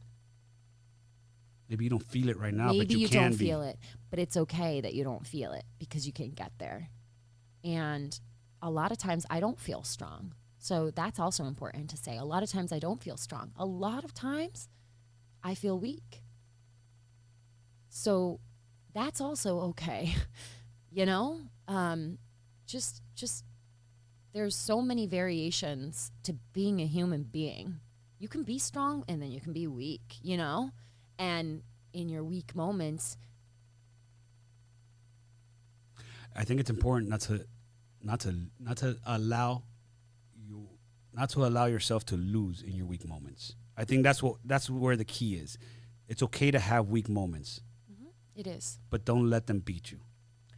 It's just, I think, okay, yeah. What I would say is, when you're feeling weak, know that, like, if somebody's listening to this podcast and they're a fan of me, let's say, or, they relate to me in some way or have been watching me on the show, know that when you feel weak, but you see me as strong, right? You see me as like somebody that you think is a badass that's strong. Know that I also at times feel weak. Yep. So you see me as a badass. You see me as strong. You see me as whatever you see me. But if you think that I'm only strong, that's not true. I'm strong, but there's moments where I am weak. And so for someone to be in a moment or a state of weakness and then compounded with what you had said, feeling alone, like no one else ever feels that, it's not true. You know, every human being at some point has felt weak. Every single person, every single person on this earth. I would bet it, and debate me. I like to say that now. Debate me. That's all right. My new one. Debate me. Because I would bet on it that every single person in this world at some point has felt weak, has felt low, and so to your point, the fact that you felt alone, I'm so sorry that you felt that way for so long. You are not alone. You know that. But also to those people out there that feel like they're in a weak moment, that things are hopeless, that there is no point. You are not alone in that. Someone has felt that before. Please, please give yourself one more night. Yeah. Give yourself one more day. Give yourself one more moment. Figure it out. If you need to talk to somebody, if you call the suicide helpline, it's 988. 988, 3 numbers. Yeah, they've made it simpler now. It's a lot more easier. Yeah, call a helpline before you do anything that you could regret. I do believe there are statistics out there that say the people that have survived suicide attempts are like, it's a high statistic that says that they're glad that they didn't go through with it. I have it right here. It says, at least with your case right here, it says studies estimate that 1/3 of women who are raped contemplate suicide, and 13% of rape victims actually attempt suicide. But not even with that, just in general. I'm saying that one statistic to even just go to narrow it down to one form of trauma. One form of trauma, yeah. There's so many, unfortunately. But no, I read a statistic somewhere that the people that attempt to commit suicide and then survive and then go on to live life and continue to stay in this world and be here, it's a very high percentage of people that say they're so glad that they were not successful. Oh, 100%. And I don't know what the percentage is. I read it so long ago, but I just know, and I know, especially, for the messages that I get, please call 988 if you're in a weak moment and you think you have no one. So if at anything, if you don't think you have a family member, a friend, a mother, a father, you're adopted, you're in foster care, you've experienced something that you feel that nobody has ever experienced, just call 988, at the very least. And hopefully, that's a pivotal point of not doing the thing that is detrimental and that you can't come back can't from take back. In most cases. Yeah, because you're talking about the survivors, the small percentage of survivors that survive the actual attempt. You know what I'm saying? I never got, like I said, to that point where I made the attempt myself onto myself. I tried to create scenarios that would put me at risk of catastrophic stuff, but I could say that I honestly know what it is to not want to live anymore. And it is 100% worth living. I don't even know how someone that's suffering could understand this, but pain means you're alive. Unfortunately, it's a way of life, all right? So if you're feeling pain, you're still here, because I think you do finally commit suicide and stuff like that once you just don't feel pain anymore. Once you're that past that numbness that you're just... I don't know. Right, but I'm guessing it's because I've gotten to that edge right there where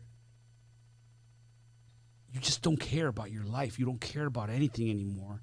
So that's the only way I think I could think of this. That if you're feeling pain, reach out to someone. And if you're not feeling pain, definitely please reach out to someone, because not feeling pain is not normal.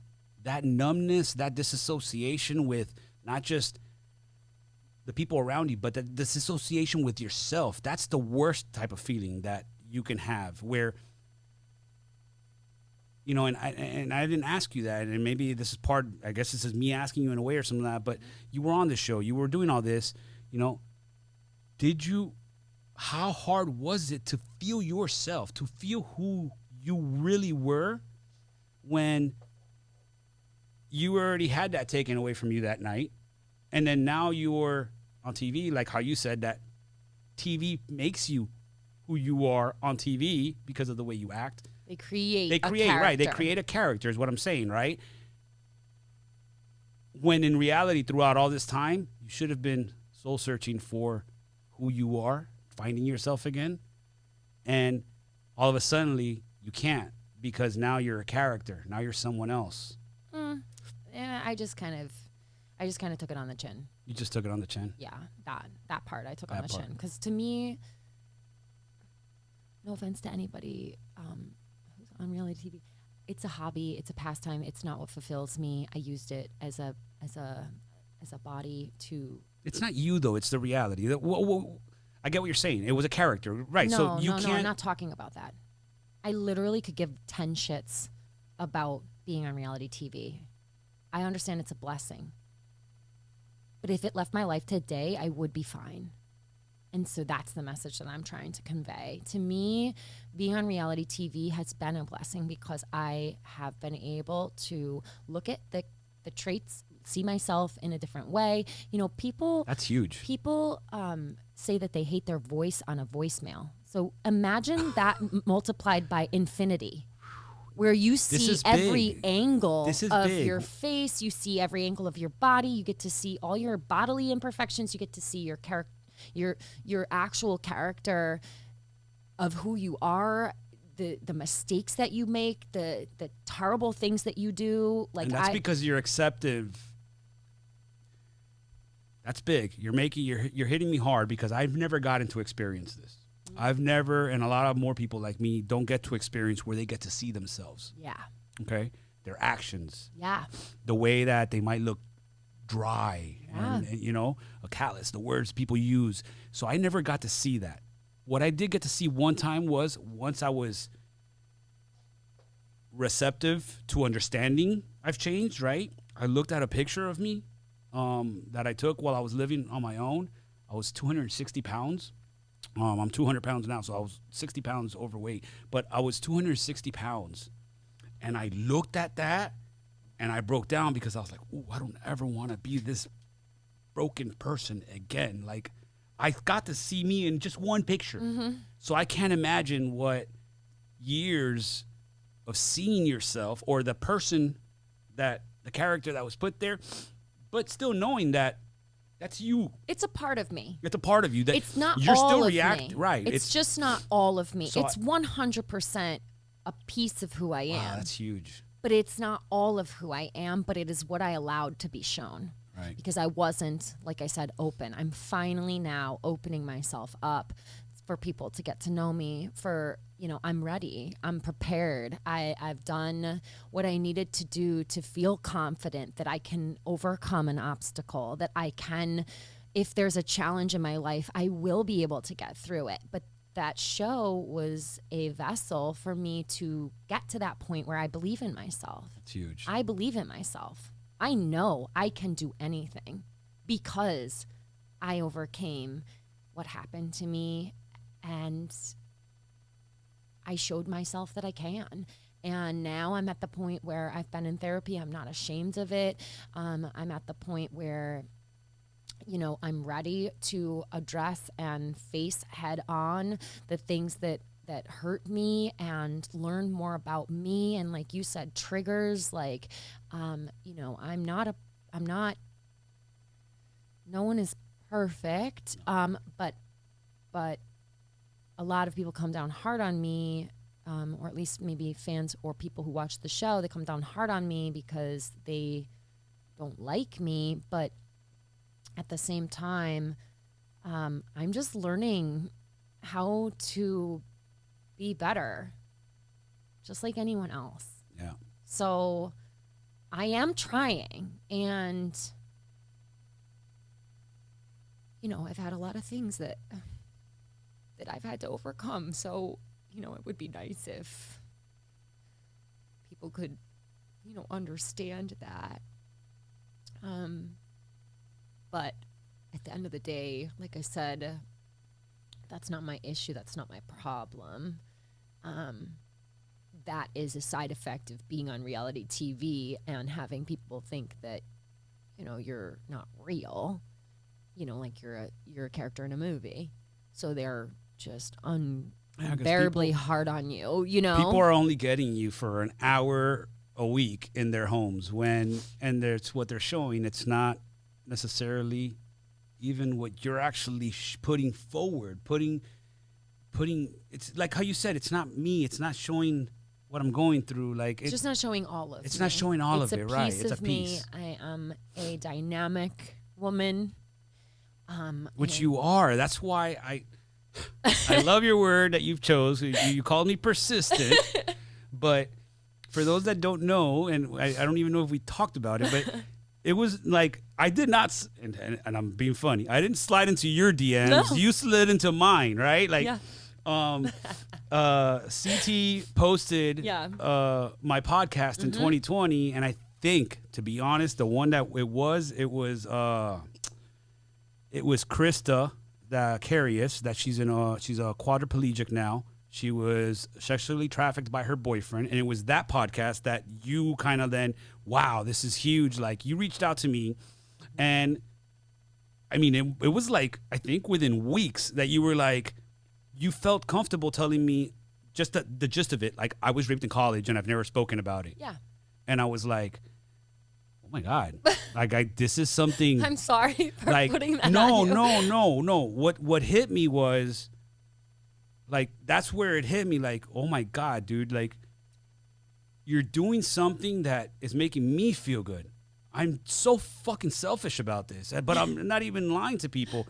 Like, I had a guest a couple weeks ago. She's like, oh, because how do you deal with this? And I'm like, this is how I deal with life. I do this now for a bigger purpose to help people, but I do this for me. Like, I'm going to go home today, and whether we have dinner tonight with my family or not. But I hope we do, because I'm hungry. But I'm going to go home today, and I'm going to feel so great. Good. Right? And hopefully you should too, right? Because we got a lot off our chest in a controlled environment that we know is going to do better for society.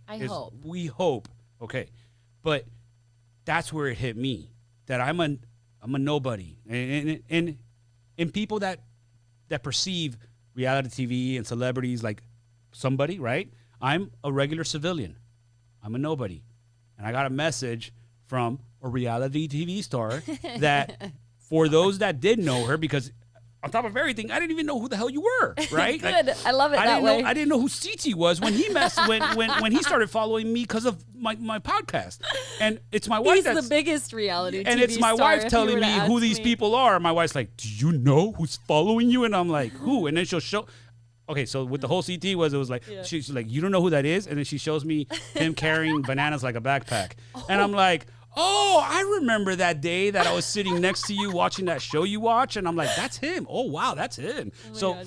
But when you message me saying that, it hits me that, like, okay, if someone in that realm can reach out to you and say, just you opening up, or how you said, I associate with you because you're a Marine specifically. Yeah. You've been through trauma, but now you're speaking about it and stuff. Like, if you open up like that with me, and you felt, at least I knew that right there, you felt like, I could tell somebody something that has been in me that society doesn't know or whatever.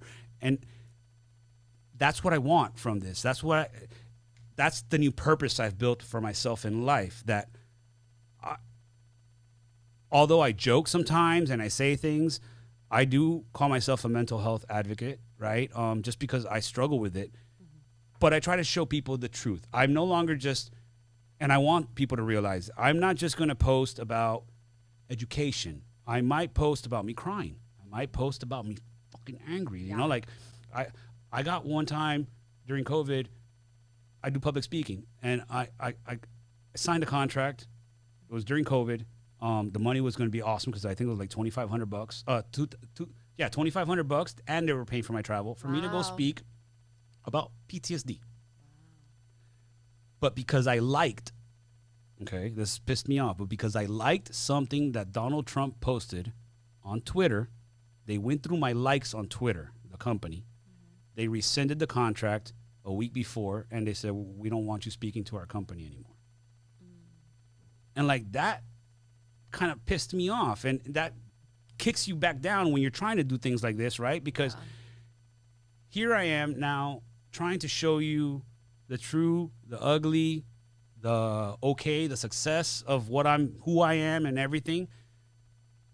And your personal opinion of something that I personally liked is making a decision that could affect innocent people. Somebody that I just feel that nobody should stop anybody from speaking about mental health just because I don't politically agree with you, just because I don't agree with your opinions or something like that. We're still human and we're still entitled to opinions, right? But at the end of the day, I am very realistic that I've always said PTSD doesn't care if you're a Democrat, Republican, black, white, woman, they, them. I mean, whatever you are, trauma is trauma. You will experience it. The most important part is to address it and learn how to live with it and not let it control you. Mental health. Yes. Mental health.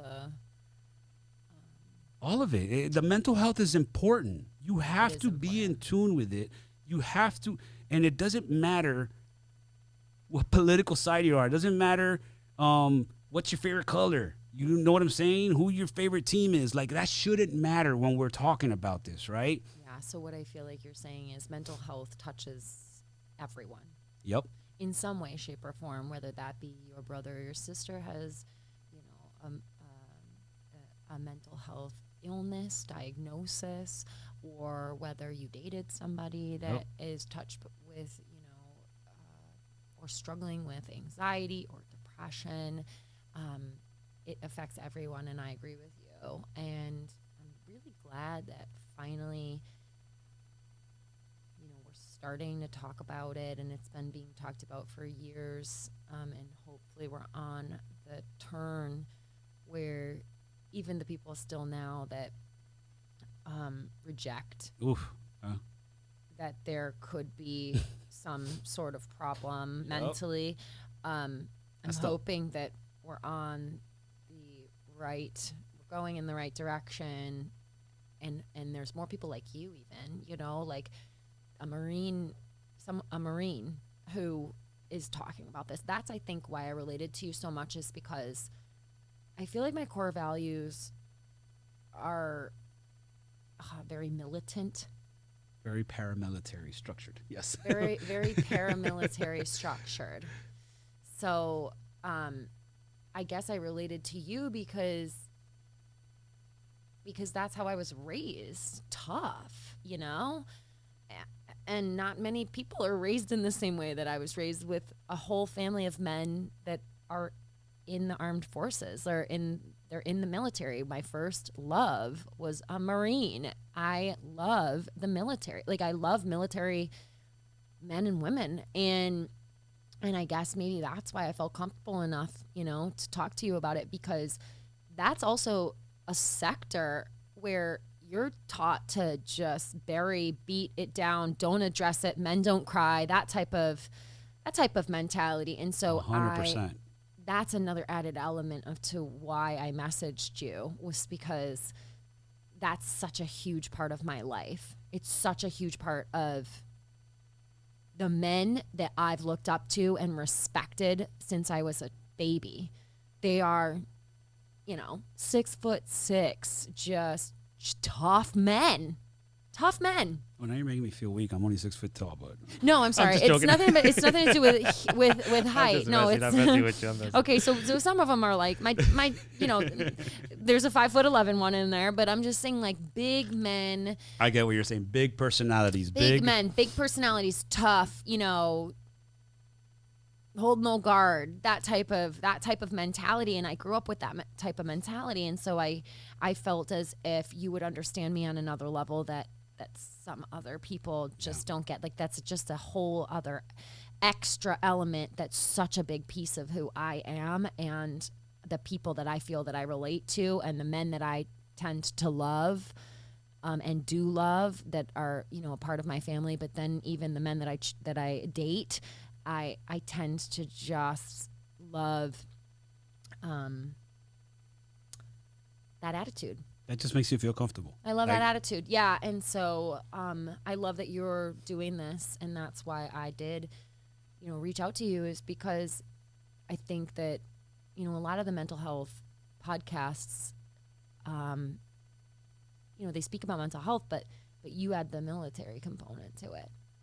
And that's one of the things. Like I used to work for the Wounded Warriors Foundation when I was younger, because like the men in my family are warriors, and so it's important to me to help that part of society, because, you know, like you said, you went off to war, you should be taken care of, and that's how I feel. And so that's what gave me the desire to, you know, work with foundations that helped these men. And that's why I respect you so much for starting your own foundation. You know, to take the men that you are working with on a trip to fish and talk about their issue and hopefully help them, hopefully be a catalyst for them to understand that it's okay to feel some of these things, because I don't know if you're taught, but it feels like you're taught that it's not okay, or that you just don't have the capacity to understand how to handle it. I think it's more like we don't have the time. Okay. So, and I talked to that about people, civilian life. I don't like it because I feel like we hold grudges for a longer time. Like, for instance, I guess, let's just say your TV show, whatever, where you're working, right? Like, you could see, like, you could be pissed with somebody, and then I'm seeing, like, my wife showing me, like, I'm like, why do these people hate each other so much? She's like, oh, because, like, 3 years ago in another show, I'm like, what?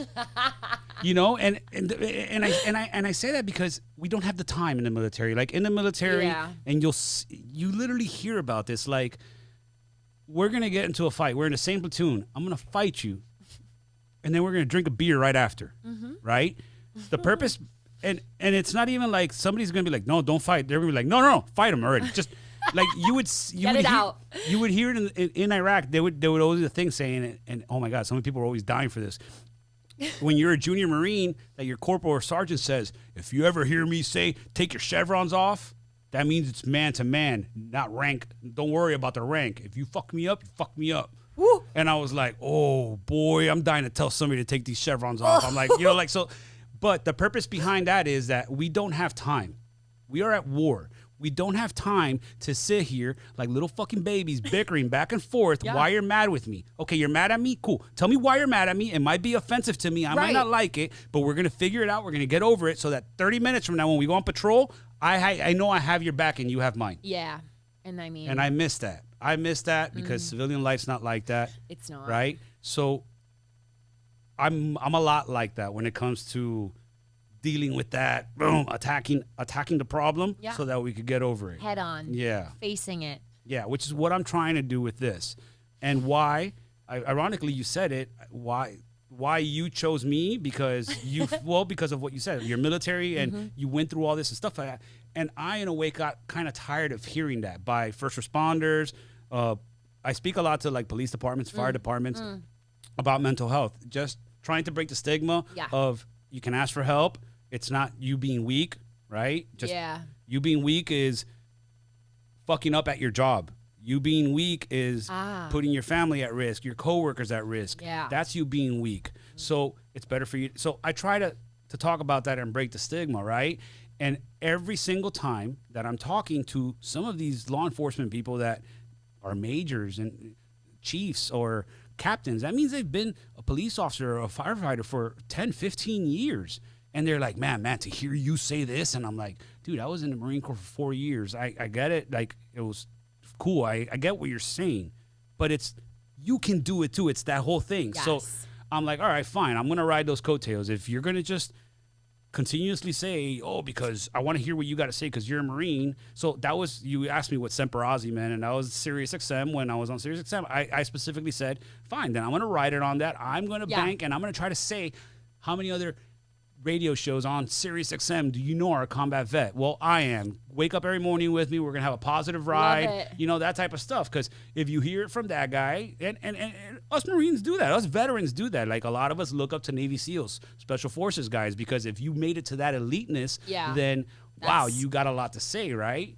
So, or at least you got a lot to teach me or something like that. Yeah, you can teach me because it's like, okay, you respect the amount of work put in to reach that elite level. I mean, that's elite. If you do Special Forces, if you do Navy SEAL, that's the most elite, isn't it? Yeah, but then, you go to turn it on you then. And why I wanted this to happen so much is because you're performing these sometimes challenges that are like elite for civilians. This is like, yeah, but I don't like. Who cares? Right, just like cares? me, and just like every. Look what you said. Comparing me to a civilian, like, who cares? But Laurel, that's the same. You got to understand. People will put you in a different perspective. People look at you different the same way people look at me different. The same way I look at Navy SEALs different. And every single one of us, you, me, and that Navy SEAL are like, who cares, right? But it's the reality of how society prioritizes and looks at people in levels and stuff like that. Unfortunately, I call that the hunger effect, the Hunger Game effect, the different districts, District 1, District 2. Like, yeah, I always say that. But in reality, though, like, you're competing at elite. The reason why I liked and I wanted this, like I said, you were a college athlete. So, okay. After that, then you were a challenger. So you are a competitor. I am a competitor. You're a warrior. But we can't say I'm a college athlete because I think you have to be on varsity. Oh, okay. So I will say this because you were an athlete through high school and everything. I mean, yeah, but I will say this because there was a discrepancy when they kind of casted me for the very first show that I did, Fresh Meat 2. They I mentioned I think I mentioned in passing I played volleyball in college. Okay. But they took it and they ran with it and said that I was a Division I athlete, which I played on the club team, so we did play at a high level, but I was also studying veterinary medicine. Gotcha. And I will say to this day, it's my biggest regret. I don't normally have regrets, but my biggest regret is not doing the varsity team. Oh, okay. Because I was a preferred walk-on. And so I had You always have that what if feeling now. Yeah, so now I know I will never be able to experience, but the Michigan State varsity team at the time kind of stunk. No offense, I'm so sorry. Don was the coach, but like I'm so sorry. They stunk. But it's still a different level of competition. And so our team, the club team, you had to try out. There were like hundreds of girls that went out. There was an A and a B team. We got to play like Ohio State. We got to play all of the, it was Big like Ten a developmental squad. I don't even know how to describe it, but like it wasn't just like your run-of-the-mill club team because a lot of times nobody goes out and it's just the people who make it, right? But it was a level above intramural, and so I would call it intermediate level of collegiate sport. Our team won nationals, and so we did compete at a high level. And I think this is me trying to rationalize my ability as an athlete, even though on the challenge I utilize and show what I can do and my critical thinking skills. I utilize my strategic skills, and like I said, I see myself as the leaders of my team. I'm always selected, or at least in the past I was selected as the captain, and it was I never sought that out. That was given to me by, obviously, you vote who's the captain, and I was voted into that position. And so for me, volleyball is such a critical element.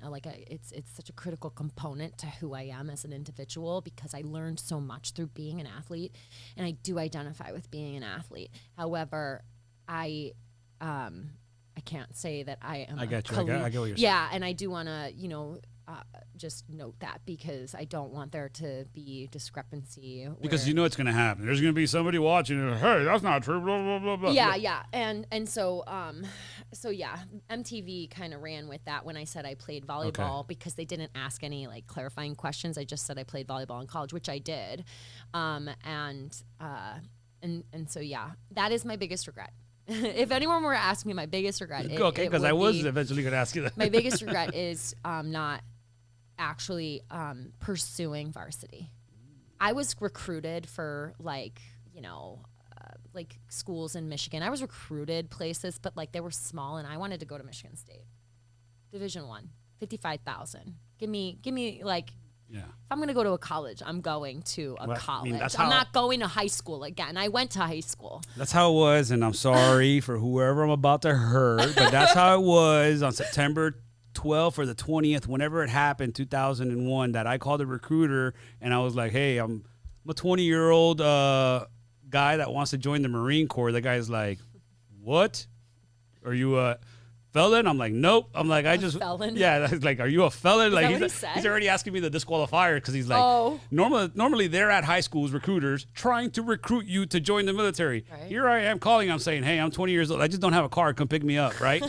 But it's that mentality that I had. I went for the Marine Corps because they were Division I. And my mentality, I was like, I'm not going to join anything else. I'm going to call these people. I'm gonna go for that. So I guess I could feel what you're saying about that regret, which I have. I have regrets of, like, there was while I was in that I came back from Iraq the first time.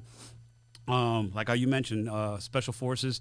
I wanted to try out. There's this thing called the NDOC, where it's for you to try out for recon, which is like now. Yeah, right? Well, it used to be recon. Now it's called MARSOC. Now MARSOC is part of SOC, which is Special Operations Command, SOC. So Navy SEALs are part of SOC. Shout out to SOC, who I used to work with in the Bronx, by the way. I miss you, dude. This is a different person? Name, Socrates. His name was Socrates. Yeah, no, he was dope. I love that guy. Man, the people that I met in New York, monumental in me, like, becoming who I am. Yeah, I learned a lot while I was living in Manhattan, and I worked in the Bronx. I like to say I worked in Hunts Point, but I was not a prostitute, and it always makes people laugh.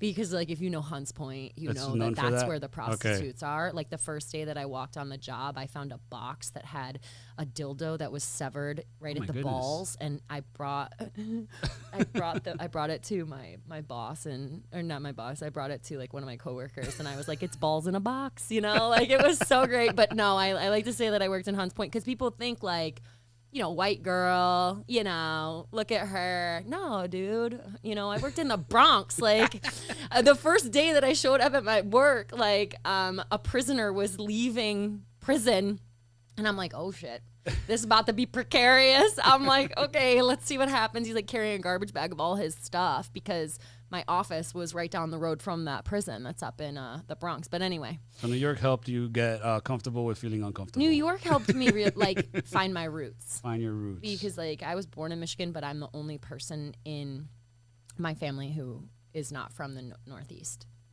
So, like, my mom and my dad have 6 and 5 siblings, and they're all, like, my mom's from New York. Yeah.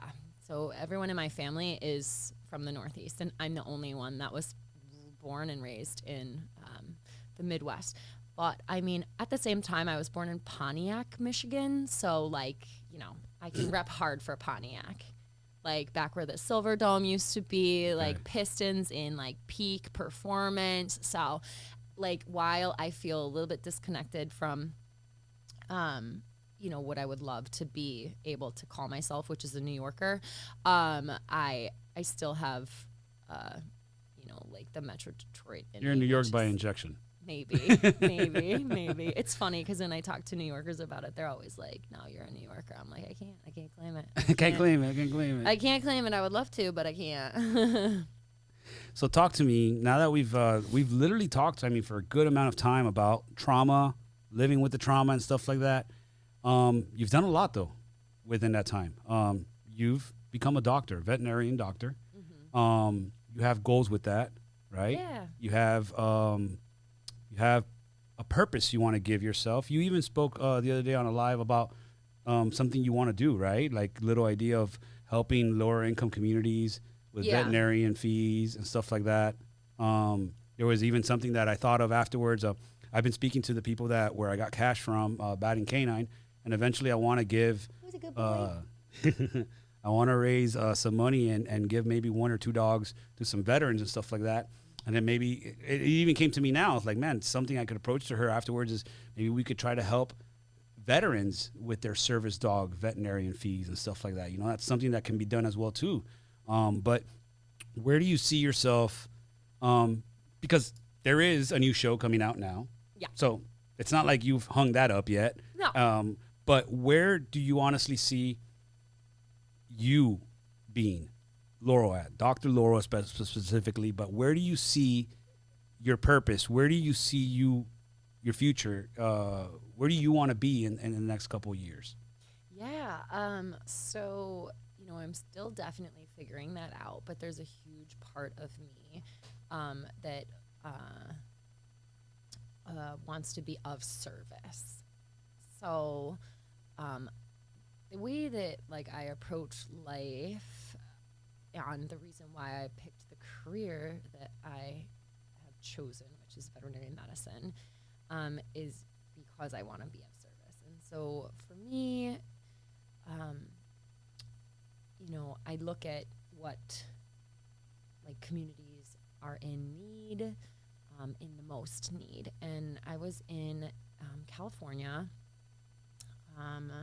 and I was in an Uber, and when you say at the time I was in school, so when you speak about veterinary medicine, people start to tell you about their animals. And this guy was telling me about that he had a husky that jumped the fence because it was an intact husky, and males, any male in any species, they'll do what they can to get the ladies when the time is right? So specifically, with animals, his dog had jumped the fence and gotten loose and impregnated. You know what I'm saying? Dog was a dog. Yeah, it was a dog. Yeah. And anyway, that conversation just made me think, dang, because I had such a long conversation with him and I really enjoyed it. Because he was from a different culture than I'm from, and me personally, I love different cultures, which is why I was so inclined to learn another language, and any what learning Spanish has done for me. Yeah, people don't know this. We speak to each other a lot in Spanish. Yeah. Our messages are a lot in Spanish. It's funny. And I love that because it helps me relate to and connect with more people. And Spanish is approaching the #1 language in the world, I believe. And so for me, that opens me up to be able to communicate with more people. And I love that element of, I just love that. I love being able to connect with people. And so knowing a second language helps me connect with more people. Being a veterinarian helps me connect with people and also their animals while I'm servicing, or helping, their animal. You bring your animal into the vet, and while you're speaking about what's going on with your animal, you're also learning about the human being. Yeah. So I love. And how important this animal is to that human being. Oh, so important. So important. And, you learn so much about human beings while being in veterinary medicine. So it's not just, and people make this mistake going into veterinary medicine thinking, oh, I love animals. And then they have to deal with the human beings.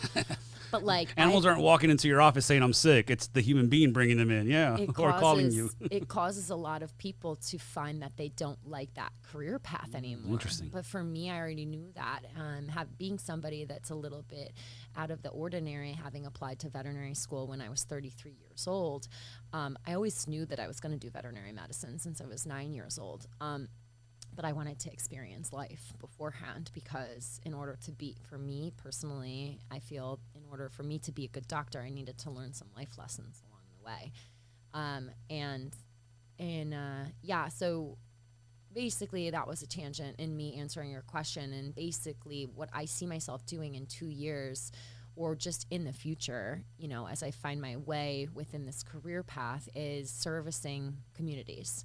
And an important thing for me is to service communities that are in need, in the most need. And it's important for me, and what I would love to see happen in my life is to be able to service communities that have trouble. My favorite rotation was a rotation called CSNP. And it was located in Grand Rapids, Michigan. And we provided surgeries and general practice care to the low-income members of that community within Grand Rapids. So they were able to come in, pay $5, get a physical exam, get preventative flea and tick medication, get vaccinations, dental care, and then on top of that, surgery for their animal. That's huge. And I love surgery. It's my favorite.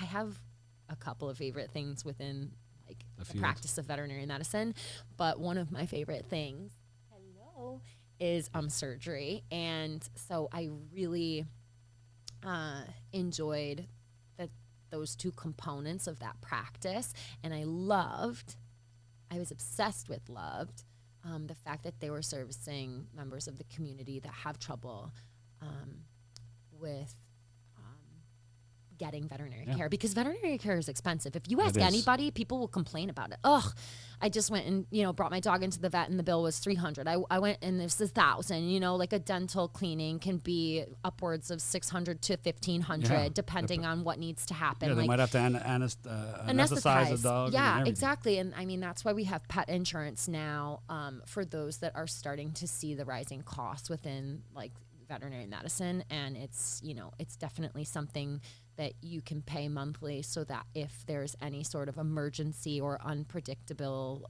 event that happens. So it works just like human medical insurance. Yeah.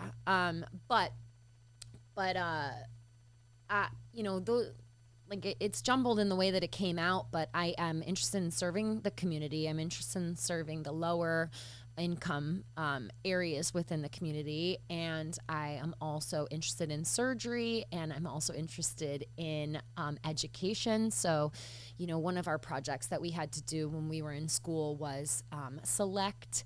I don't even remember what the prompt was for the project, but my idea for the project was I would go sing the guitar, bring in some animals, and go to a kindergarten classroom and say, this is an eagle, da, da, da, da, da. And then afterwards we could take these little things that I used to have when I was a kid, it's like a little board, and it has all these little prongs on it, and you put colored beads on the prongs, and then you iron it, and then you can make an animal. Okay. So I was thinking I could do that.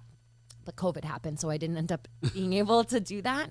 But that was my idea. Go sing and, teach little kids that, there's animals like an eagle. There's animals like a lion. There's animals like a snake. There's animals in the jungle. There's birds in the tropics, and just spark their interest in animals, which I was lucky enough to get when I was younger as a kid, to see the animals that live on a farm, to see the animals that live in a nature center. I worked at a nature center when I was a young girl, feeding the deer, feeding the snakes, feeding the birds of prey. So just my passion is animals. That's interesting. But not just dogs, cats, horses, cows. Animals. It's bugs, birds, fish, whales, anything. To me, they're the most fascinating thing on this earth. That's me. If someone were to ask me, that's me. And I feel like I can learn so much from them, and I love to observe them. And so I will never get tired of learning about animals in any capacity.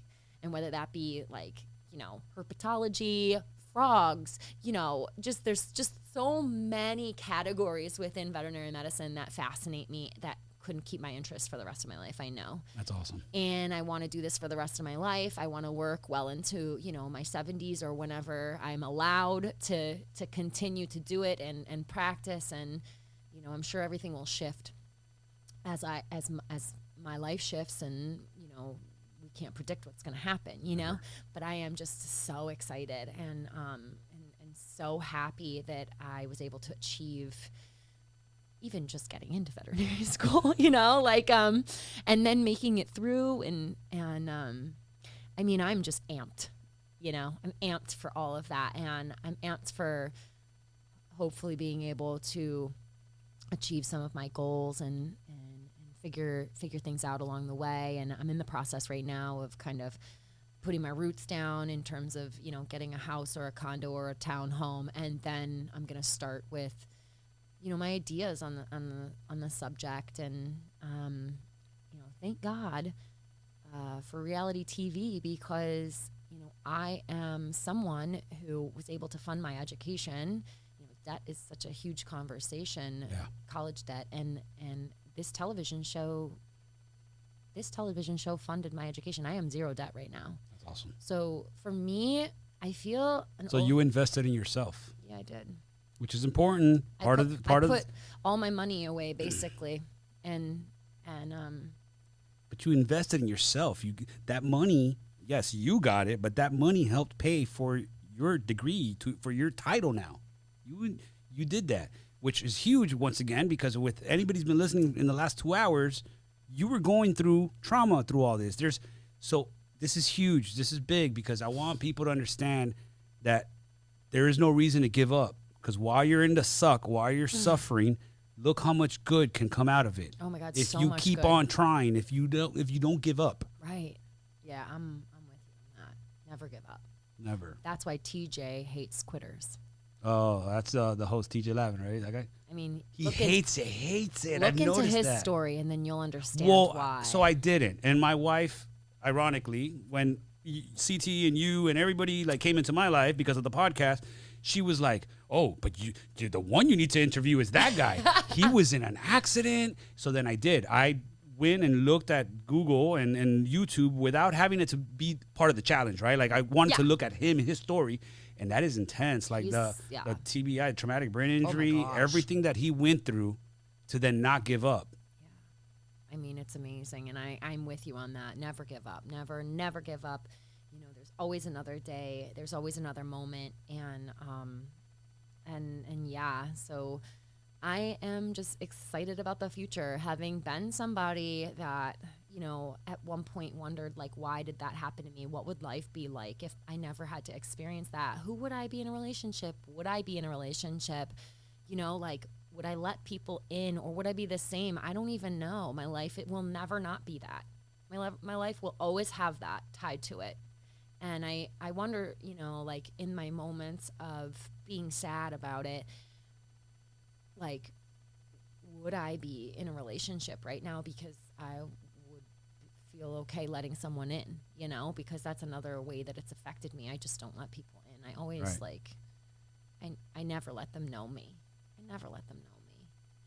Now I'm starting to, but yeah, so it's like what you said, if you don't give up, look what can come.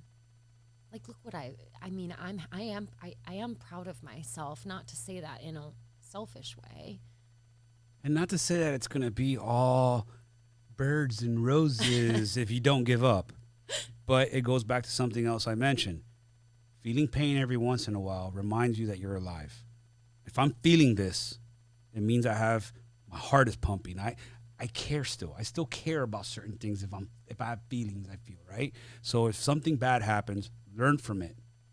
Don't let it tear you down. Don't let it take you back to a place where you've been that you don't want to be at, right? Which is easy for us to do if we bump into something. If you have something that you struggle that you're dealing with, it's hard. It's hard to then.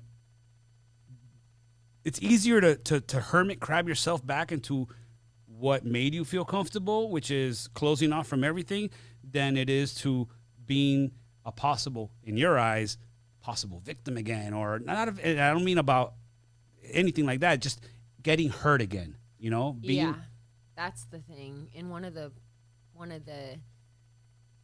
parts of my letter that I wrote, in that moment afterwards, I felt as if I had a choice, to address it or not address it. And I chose not to address it because the magnitude of hurt and the magnitude of pain I felt was just it was insurmountable. And I wasn't ready for, I already blamed myself. So I wasn't ready for Joe to blame me. Oh, that bitch. She shouldn't have got so drunk. That's her fault. Why'd she get so drunk at the party? She should have just gone home. She asked for it. Oh, you know, she's stupid. Why would she do that? Those are the things that I'm thinking in my head. I couldn't bear hearing that. So I buried it. And you're right when you say, like, you cannot, you know, the reason why it's easier to shut everybody out and shut down is because then you're protecting yourself. In essence, I was protecting myself, but at the same time hurting myself. Yeah, you think you're protecting yourself, right? It felt like I was protecting myself. And I mean, over years, I found out that, like, you know, I was rotting away on the inside. But and that's what makes me mad about people that give up. That if you can go through that pain, you get what I'm saying? Like, if you can go through all of that, almost hate yourself at certain points, then shit, I can go through the struggle. I'm going through the darkest point. I could go through the climbing the mountain. Right. You get what I'm saying? Like, right. You're like, when you're in that, you're already experiencing the worst of it. It's only going to get, it gets easier. Yeah. You know? It's gotten easier for me. And I'm a different person now. Like, at the same time being the same person, but like I am a different person now. There's another component to me that that has shifted, and I am so happy to be at this point. So, yeah, it's been quite a journey. Ride. Laurel, I want to thank you so much for coming on the show. Finally happened. I know. All right. And I'm telling you, I mean, I'm going to continue harping on it because that was the perfect word she used the other day. I was like, I apologized to her, and I want you guys to understand this. Like, for 3 years, we've been going back and forth about, hey, let's plan this out. We could do this virtually. And she was like, no, I want to do this in person. And I'm like, oh, crap. So now, like, I felt at first she was like throwing the biggest barrier in front of me by saying, I want to do this in person. Like, well, how the hell am I ever going to get this girl down here then to actually do this, right? And then here you are within these 3 years posting that you're down here at certain points. And I'm like, hey, do you want to meet up? This and that. You're like, no, not really. And I'm like, not yet. Yeah, not yet. And I'm like, okay, cool. But and I always kept on saying, but I didn't message you. You messaged me. So I'm like, all right, fine, whatever. So finally the other day I apologized for being after her for 3 years. And I'm like, she's like, you're not pushy. You're persistent. You're Mr. Persistent. And I'm like, oh, man. I'm like, all right, cool. So, but in reality, I want to thank you for allowing me to be persistent because you knew I wasn't being persistent for something bad. I think we both just needed to be in the right place for this. And I really thank you, Laurel. This was huge. Talking about this because, like I said, my goal is to hopefully help people listening that might be going through something similar on both sides. It doesn't just happen to women; it happens to everybody. So I thank you so much, and I look forward to growing this relationship with you, this friendship, and maybe even doing this again, talking more, all sorts of stuff. But I definitely look forward to you, to the real Laurel, that I've luckily gotten to know. Everybody else has gotten to know you by what they've seen on TV, and I chose to not try to look at that. I tried to not, because I did. I told you I Googled you one time, and then everything was all over the place, and I know it's by design and wrong, and I'm like, all right, I definitely could tell what type of girl this girl is right now, that, she's on purposely. So if she's opening up to me, if she reached out to me, let me just let it be, So I thank you for allowing that to happen, because that's huge. And like I said, I look forward to you being a part of my family. You met my wife and kids yesterday, and it's really cool because it's a new it's a new mindset that my kids could look up to. It's a new mindset that my wife could look up to, that my friends, that everybody can look. I just love getting to actually know people. All right. People, minds, brains are interesting. Yeah. And getting to know a true soul is better than getting to know what they look like and what they're perceived for you to think they are. Right. So I thank you for being natural and being comfortable to open up and cry and laugh and everything with me. So thank you, Laurel. You're welcome, and thank you for providing this space to do it. Yeah, I mean, if it wasn't for what you created, then I would not have reached out. And who knows, how this story would have gone. But you created this space where I wanted to come and talk to you. And so, I mean, it's a huge part in, because of you as well. So thank you for creating that space. And I had such a great time today. And I am feeling, comfortable and great about what we talked about. And because that's what I tell people, that I don't want people to. At first, when people were listening to just the name post-traumatic survival, people would tell me, I don't want to listen to that. And I'm like, all right, hear me out. In the episodes, usually I try to comfortably get with my guest to rock bottom, to where their rock bottom and our rock bottom was, but I try to get us out of it. So it's almost so where you feel the full range of emotions in a controlled environment. But I'm always scared because I don't want to lose someone. Like if maybe we're talking too much. So I try to leave it to where it's to your level, you control it, right? But I want at one point to feel, I want our listeners to feel that they're not alone, but the only way that they can do that is by realizing that we've been in the dark places too. yeah. So this was huge. It was huge opening up. So, ladies and gentlemen, please tune in. Like I said, I'm going to try doing this once a month for now. I do want to do this more often, but please subscribe to the YouTube channel and Apple, Spotify, or wherever podcasts are heard. And if you want to support, I might be opening up a link to support, because after this one, I did realize that in order to have the caliber of guest that I want to have here, there might be some travels and stuff like that we do got to cover for some of our guests, and I want to cover. So I might be opening up a link for that soon. But ladies and gentlemen, thank you so much for tuning in to Post Traumatic Survival, and tune in for the next one.